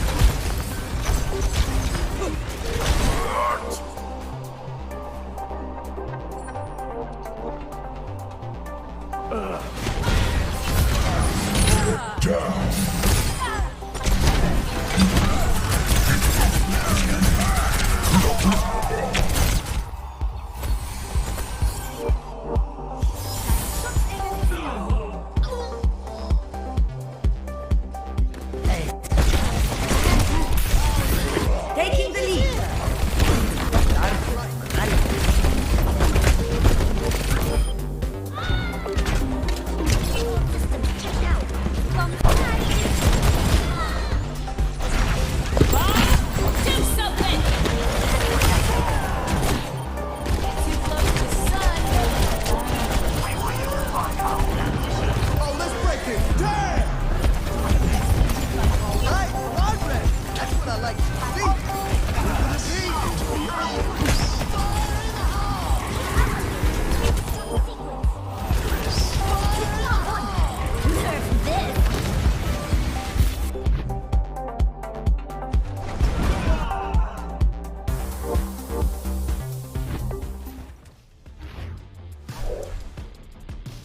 Welcome back, everybody, as we get ready for our final map of the day. Thanks to Mitch, thanks to all the other content creators that dropped by the stream. It was a ton of fun to have them. Back to the original crew, though. As I know, a lot has changed, obviously, with Overwatch 2's PvP. A lot changed with Overwatch 1's PvP throughout the eternity, but I think like this is a pretty drastic kind of change from what the players are used to at home. I guess for the players at home now, like, you know, what can the expectations be? You know, obviously, like you guys have mentioned, a lot of this is still work in progress. Yeah, that's a great point to bring up, and I think it's important to recognize that while we're really excited about a lot of the changes that we're making to the game, I think there's probably a lot of people, you know, watching the stream that can't help but wonder how it's going to affect them, you know, and like we have a lot of tank players in the game, we have a lot of off-tank players in the game, and something that you said resonates with me, where Overwatch has changed over the years.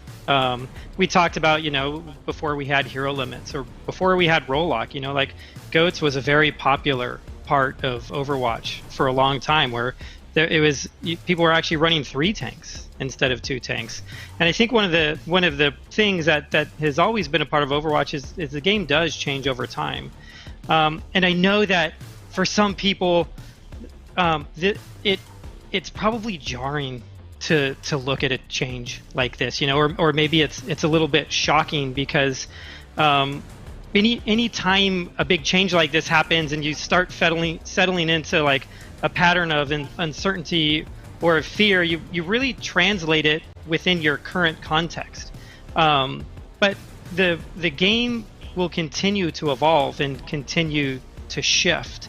The shift from the shift into role lock, it changed some of the meta of the game. Yeah. And now people look at the role or all of the roles a little different than they did previously. And I think that is a natural result of something like this. And so it might be easy to say, like, well, I'm an off-tank player. How is this going to affect me as an off-tank player? And I get that there's strategy there and there's synergies between some of these tanks, but if you're an off-tank player, if you're a D.Va player or a Zarya player, you can still be a D.Va or a Zarya player. And what we're hoping is when you get in the game, because a lot of this is about how it feels to play those heroes, when you get in and actually feel what it's like to play as Zarya or D.Va, you'll come away really enjoying the experience.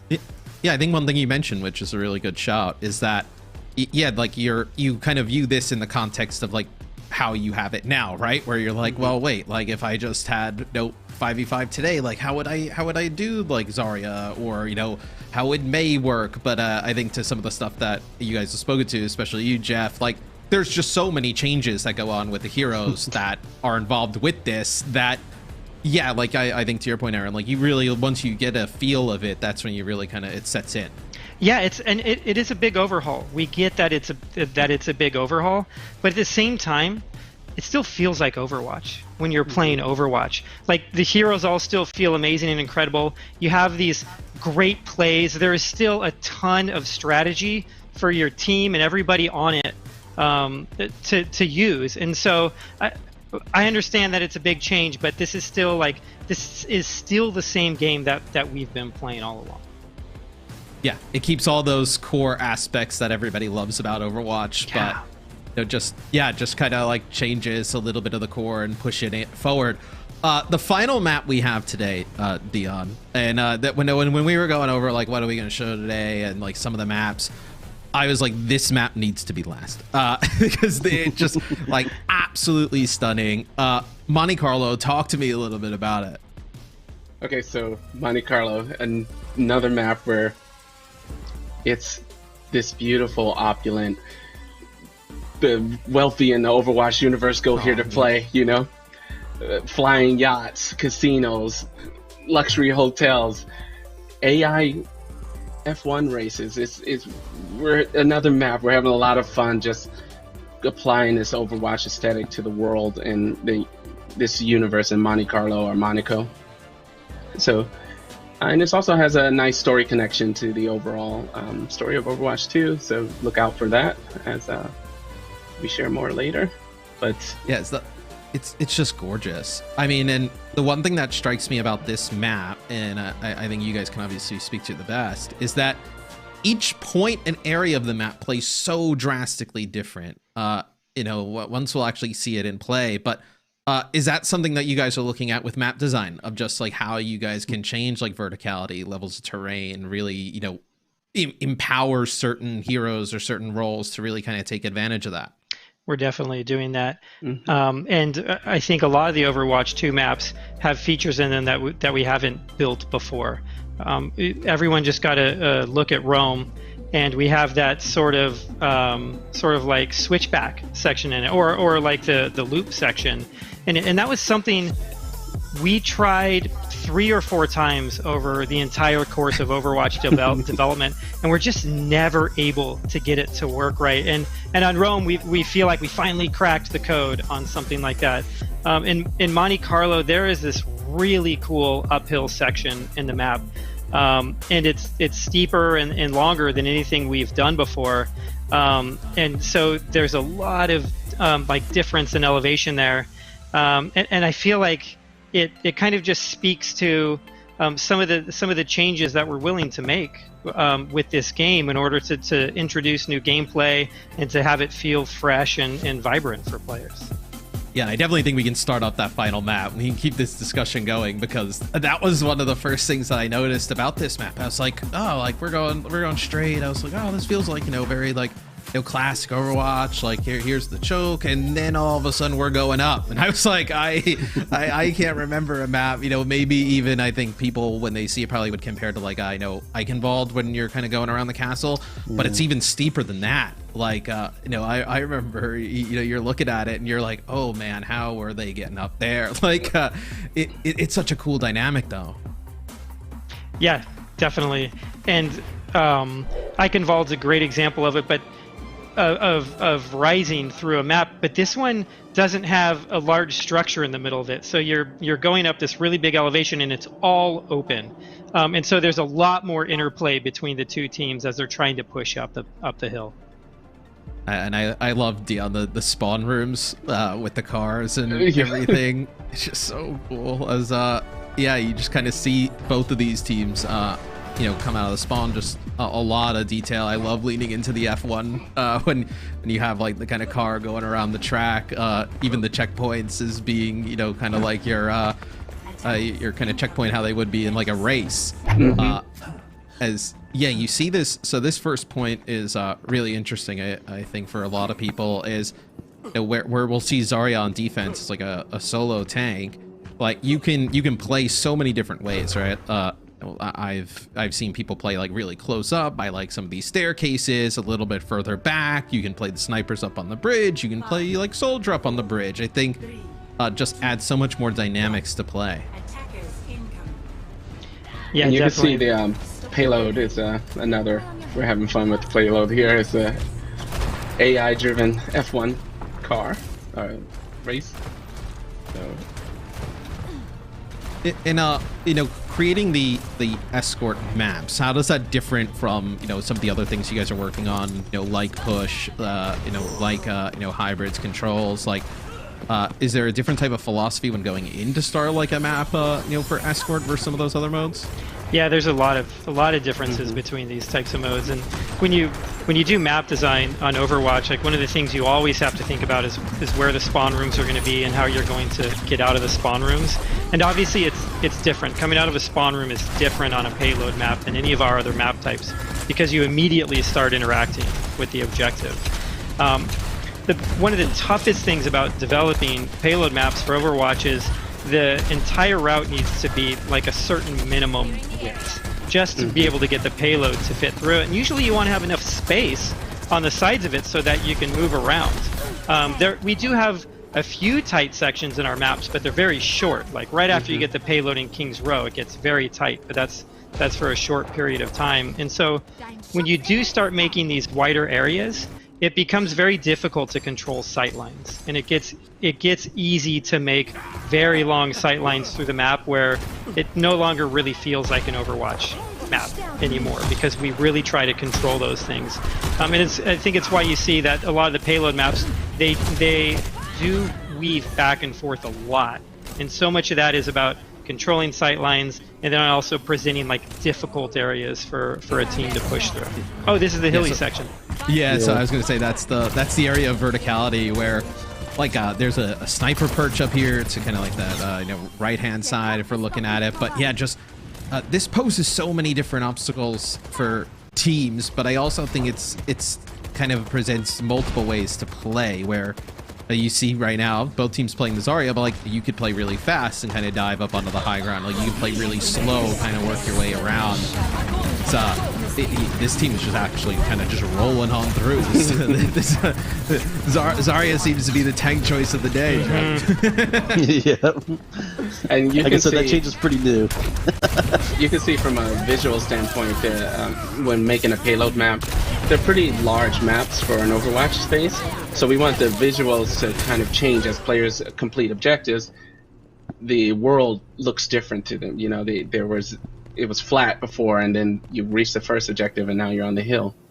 And they'll move into the hotel for the final objective. So there's this visual progression to kind of your completing objectives. And you feel like you're making progress through the map because the world around you is somewhat changing as it goes along. Yeah, kind of like Dorado almost. Like right. If you were to kind of think of a map from the live game where you kind of start through that choke area, it goes towards that high ground, and then you have that like interior. And the interior for this map is one of the cooler things that I've seen in Overwatch, and hopefully we'll get to see it. But just the tiering of it.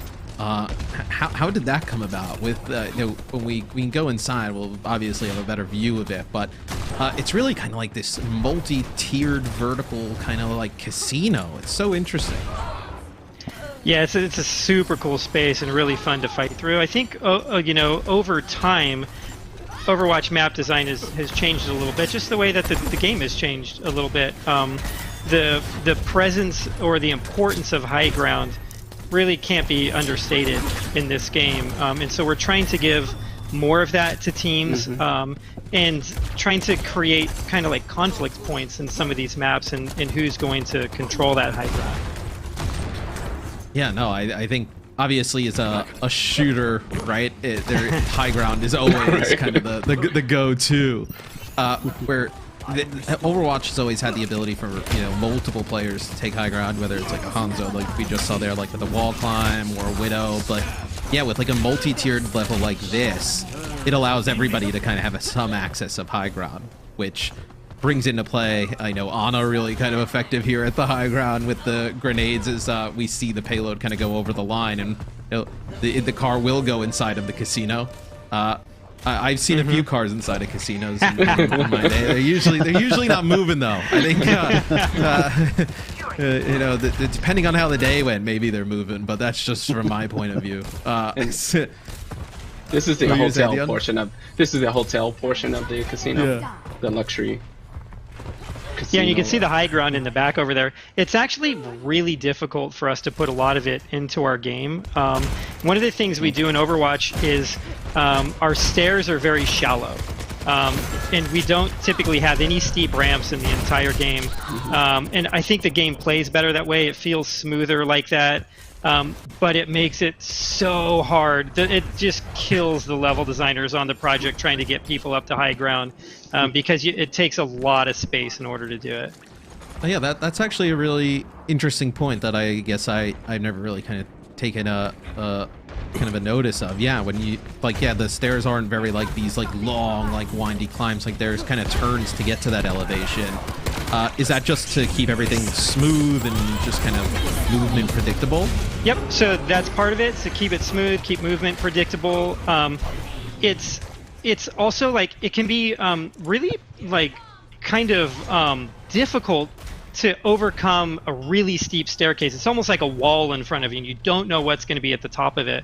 And so we always like for players to be able to run through our maps and to be able to look at a space and kind of develop a mental 3D image of where everything's going, of what the space is actually going to be like outside of their view. And it's easier to do that with shallower stairs. It's also easier to push up a shallower staircase and a higher staircase. And like lastly, just the way that a lot of games character physics work, it's also smoother to move on steep staircases or on shallow staircases. I was gonna say the only really, I guess, steep staircase I can think of is the one on like Horizon Lunar Colony. On the first point where you're kind of going up towards the balcony. And yeah, that does kind of prove like some of the things that you're talking about, where I know we've all been there where a Junkrat is sitting on top of the stairs with Horizon. You can't see where he's shooting you from, and you're just kind of getting pelted on the way up. It's not the best of feelings, you know? Yeah. Yeah, I don't really know what to say about that besides we are moving away from 2CP. Okay, keep the combat moving. I love this area. Like, you see where that soldier's sitting up top. Like, one of the cool things about this map that I definitely saw when watching it was that, like, the attackers can actually, like, access that area. Like, you can go around where we see connected up there. Yeah, curly mustache rotating around, and it's connected. That's something we haven't really seen in a lot of Overwatch maps. Yeah, we try to. We're very intentional with the way we do flanking routes, and we try to make it so that at least one team, like the team, can be aware of people that are coming on a flank, and we usually don't try to let you get all the way around behind the defense without having some way of knowing that it's coming or having the offense earning something like that. And we think this one's fair. We've gone back and forth on this a lot. There's been 30 different variations of this route, but hopefully this one's fair. Depending on how your game goes, it's fair or not. Yeah, exactly. Depending on who else is in the test. I actually have some questions from Twitter, and, polling and just kind of just really, I think, things that people are interested in. For you guys, what change to you know, character buff or nerf you guys most looking forward to that you guys have played around, implemented with thus far? Wow, I mean it's a great question, you know, to ask yesterday. But I think now that we've gone over a lot of what we've been working on, there's so many changes to characters all across the board, including all the big changes to the tank role, the hero passives that we're introducing with all the other roles in the game. So, as well as like some of the work that we've been doing with like CC abilities in the game. So it's really hard to pick one of those.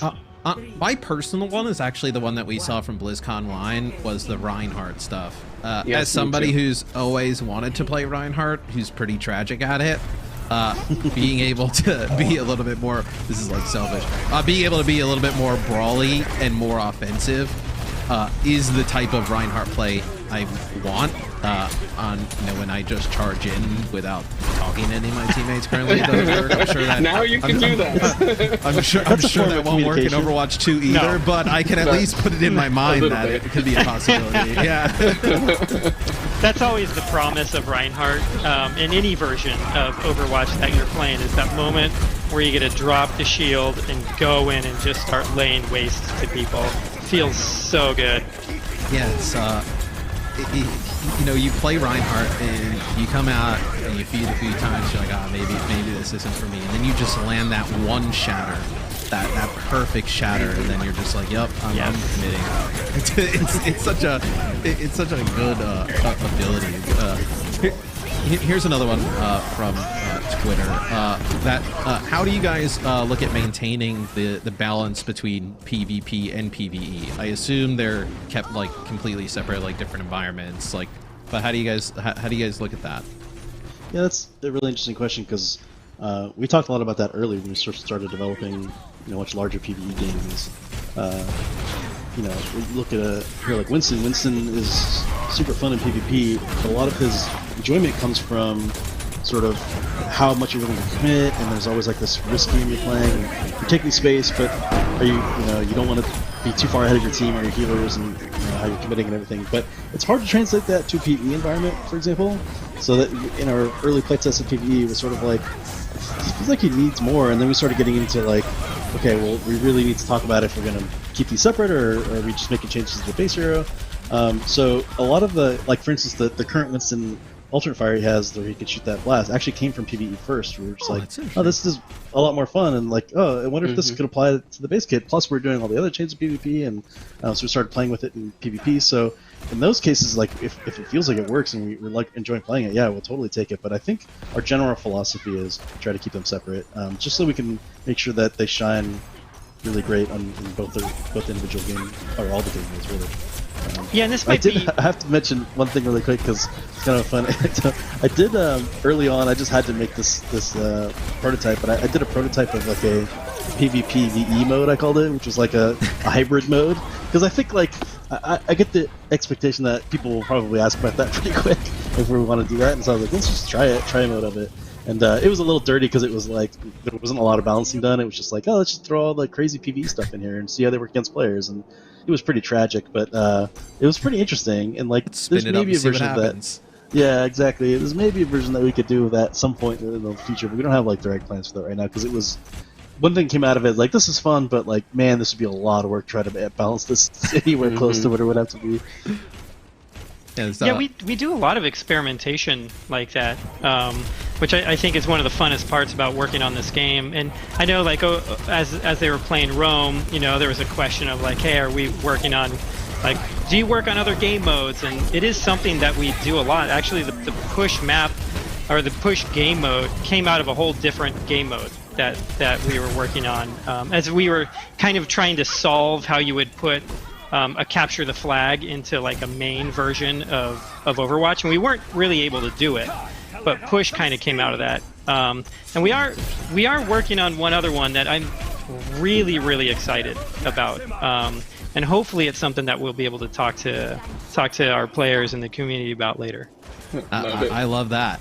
Yes. More ways to play is totally fine with me, and I'm sure the rest of the community. It's something that I've actually kind of like found throughout the day, and you know, it's one of the things that's like a little bit newer to the live game. It's like the experimental card, and then some of the things you're able to do there, and try out cool things that look like they've kind of made their way in. I feel like that has been a huge tool for you guys for really just kind of testing out the April Fool stuff. You know, Geoff, I don't know if I can convince you, but give me the Flying Sigma. I don't know how that works in a solo tank, but like, give me Flying Sigma so I can just battle Pharos and ignore my team. But a lot of some of that stuff is really interesting that you guys are able to try with the experimental. Yeah, it's been so powerful. I mean, I feel like it's sort of a developer's dream in a sense to be like, because you're always just like, I don't know, maybe this is kind of cool. Could we just like show this to people and get their impressions? But, like, we can't really do that. In fact, we've talked about in the past about expanding, maybe even showing more stuff, but you know, like, what if we showed like crazy early level layouts that was just all like gray box stuff? Like, how early can we show before it gets like really ridiculous, where we're just like, here's a, you know, a stick man with a gun, like, is that just like not even worth giving feedback on or what? But like, so it's been powerful, and we're still looking at ways to sort of use it, and you know, it's just another great feedback tool to get from the community. It's so funny, we were talking the other day, and it's like the April Fool's patch was ridiculous, but then when like you saw like some of the communities like, oh, this is kind of cool, and you're just like, wait, hold on, like we get Sigma's cool to fly for a day or two, but like we can't have that all the time, right? Exactly. Yeah, so we see the blue team kind of approach the final area, and then there was one question actually just about you know, the Overwatch dev team. Like, how has it been? You know, working from home. How large has the team gotten over the last few years? I feel like it's really grown a lot. The work from home is a bit of a mixed bag, you know. And when we first started, we were really worried about how productive the team would be, because it's never something it's something we haven't really done before. And the team is amazing, and they actually like really rallied, and I feel like we are just as productive as we were before, and in some ways we are more productive about certain things, you know. It's definitely, there's parts of it that are harder, you know, like we don't all have home offices, you know, like I just work in my bedroom, you know. I just have to make sure I make my bed every day before I go on calls. And then the team, it's really grown. We kind of like when we shipped Overwatch 1, when it launched, we were around 60 to 70 people, and the team has continued to grow from there. And I don't think we're at quite 200 yet, but we just keep growing, because the game that we're making now, Overwatch 2, it's a much bigger game than the original one. It's even a bigger game than, like, even when I started to hear about Overwatch 2, it was like, oh, cool, like, yeah, like, this is gonna, I want another Overwatch. And then, like, just kind of hearing everything that goes involved with it, with, like, the PvE, and, you know, now all these massive changes to PvP, like, the scope of the game is so big. Yeah. It's huge. Yeah. But it's really exciting working on something that has that many aspects to it. And the thing that I like about it, and hopefully what we're showing here today, is that we're able to work on something that's new, you know, and it has all these exciting elements while still focusing on what, like, made the original game great. Like, we are like, hey, love or hate 5v5, we are committed to like keeping the PvP of Overwatch as competitive as possible, and we are putting so many resources into it. Yeah, just pushing the game forward. It's like all the heroes that you love from Overwatch 1 with the learnings from Overwatch 1 just evolutionize, right? You know, pushing the game forward, you know, coming up with new kind of creative ways to play. So this Transcendence may seal the deal here. Yes. Reaper did his dance on the cart and he was gone. That kind of concludes. I'm sure the devs are going to. They'll know who won and lost. I was not keeping score of the matches. I'm sure they'll be pretty angry that we didn't keep score of who won and lost. But just a really awesome showcase of the PvP side of the game today. You guys could just kind of give one lasting message to, like, everybody out there who's, you know, playing Overwatch 1, interested in Overwatch 2 with all these PvP changes today. What would it be? I guess I'd say thank you so much for watching, and thank you so much for, like, the support and the communication, like the active communication that has been present from our community ever since, even from before Overwatch came out. So one, I'd like to just give a heartfelt thank you to everyone that's watching and has been involved in our communities throughout the years. And I also want to let you know that we are still listening and we are still taking feedback on this game. And more than anything, we just want it to be the best version of itself that it can be. And we're committed to making it that. We come into work every day kind of like passionate and excited to work on this game. Whether it's some of the things in hero mode that we're doing for the PvE side of the game, or whether it's the maps or heroes that we're working on for the PvP side of the game. So thank you all. Thank you for letting us build this game for all of you, because we love doing it. How about for you, Geoff and Dion?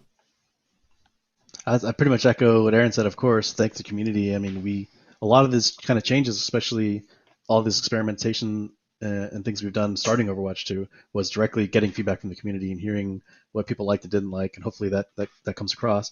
Also to mention that obviously I think I've thrown it out a lot already, but this is all like pretty early work in progress still. We're still trying a lot of stuff. There's a lot of stuff that I mentioned that isn't even in this, so you can see that we're very actively working on this stuff. So if you like see something like, you know, I see Doomfist running around and, you know, smashing people against walls, and I can imagine somebody like, oh, Doomfist is still doing his, you know, stun combo kill, but like, you know, I suspect we'll be making a lot of changes to him, for example, especially if we do CC changes. So it's sort of like the double-edged sword of like being able to show you guys the stuff really early is, you know, some of it's not quite done yet, but I think it's been awesome to really, you know, try to keep communication up and letting you guys see what we're working on. Yeah, and I echo the same thing. We have a pretty incredible team working on the game, the character team, world building, QA, production, concepting. It's quite a crew. We love playing the game every day, and we look forward to getting it into players' hands soon. Yeah, no, I obviously kind of, we're working with you guys on some of the stuff like this, and then some of the other members of the Overwatch team, like your guys' passion to just make this game the best is something that comes through in every conversation. So really excited to see what you guys have in store for the future of the game. Aaron, what's next? What can, you know, the community look for? I think you guys have an AMA going on.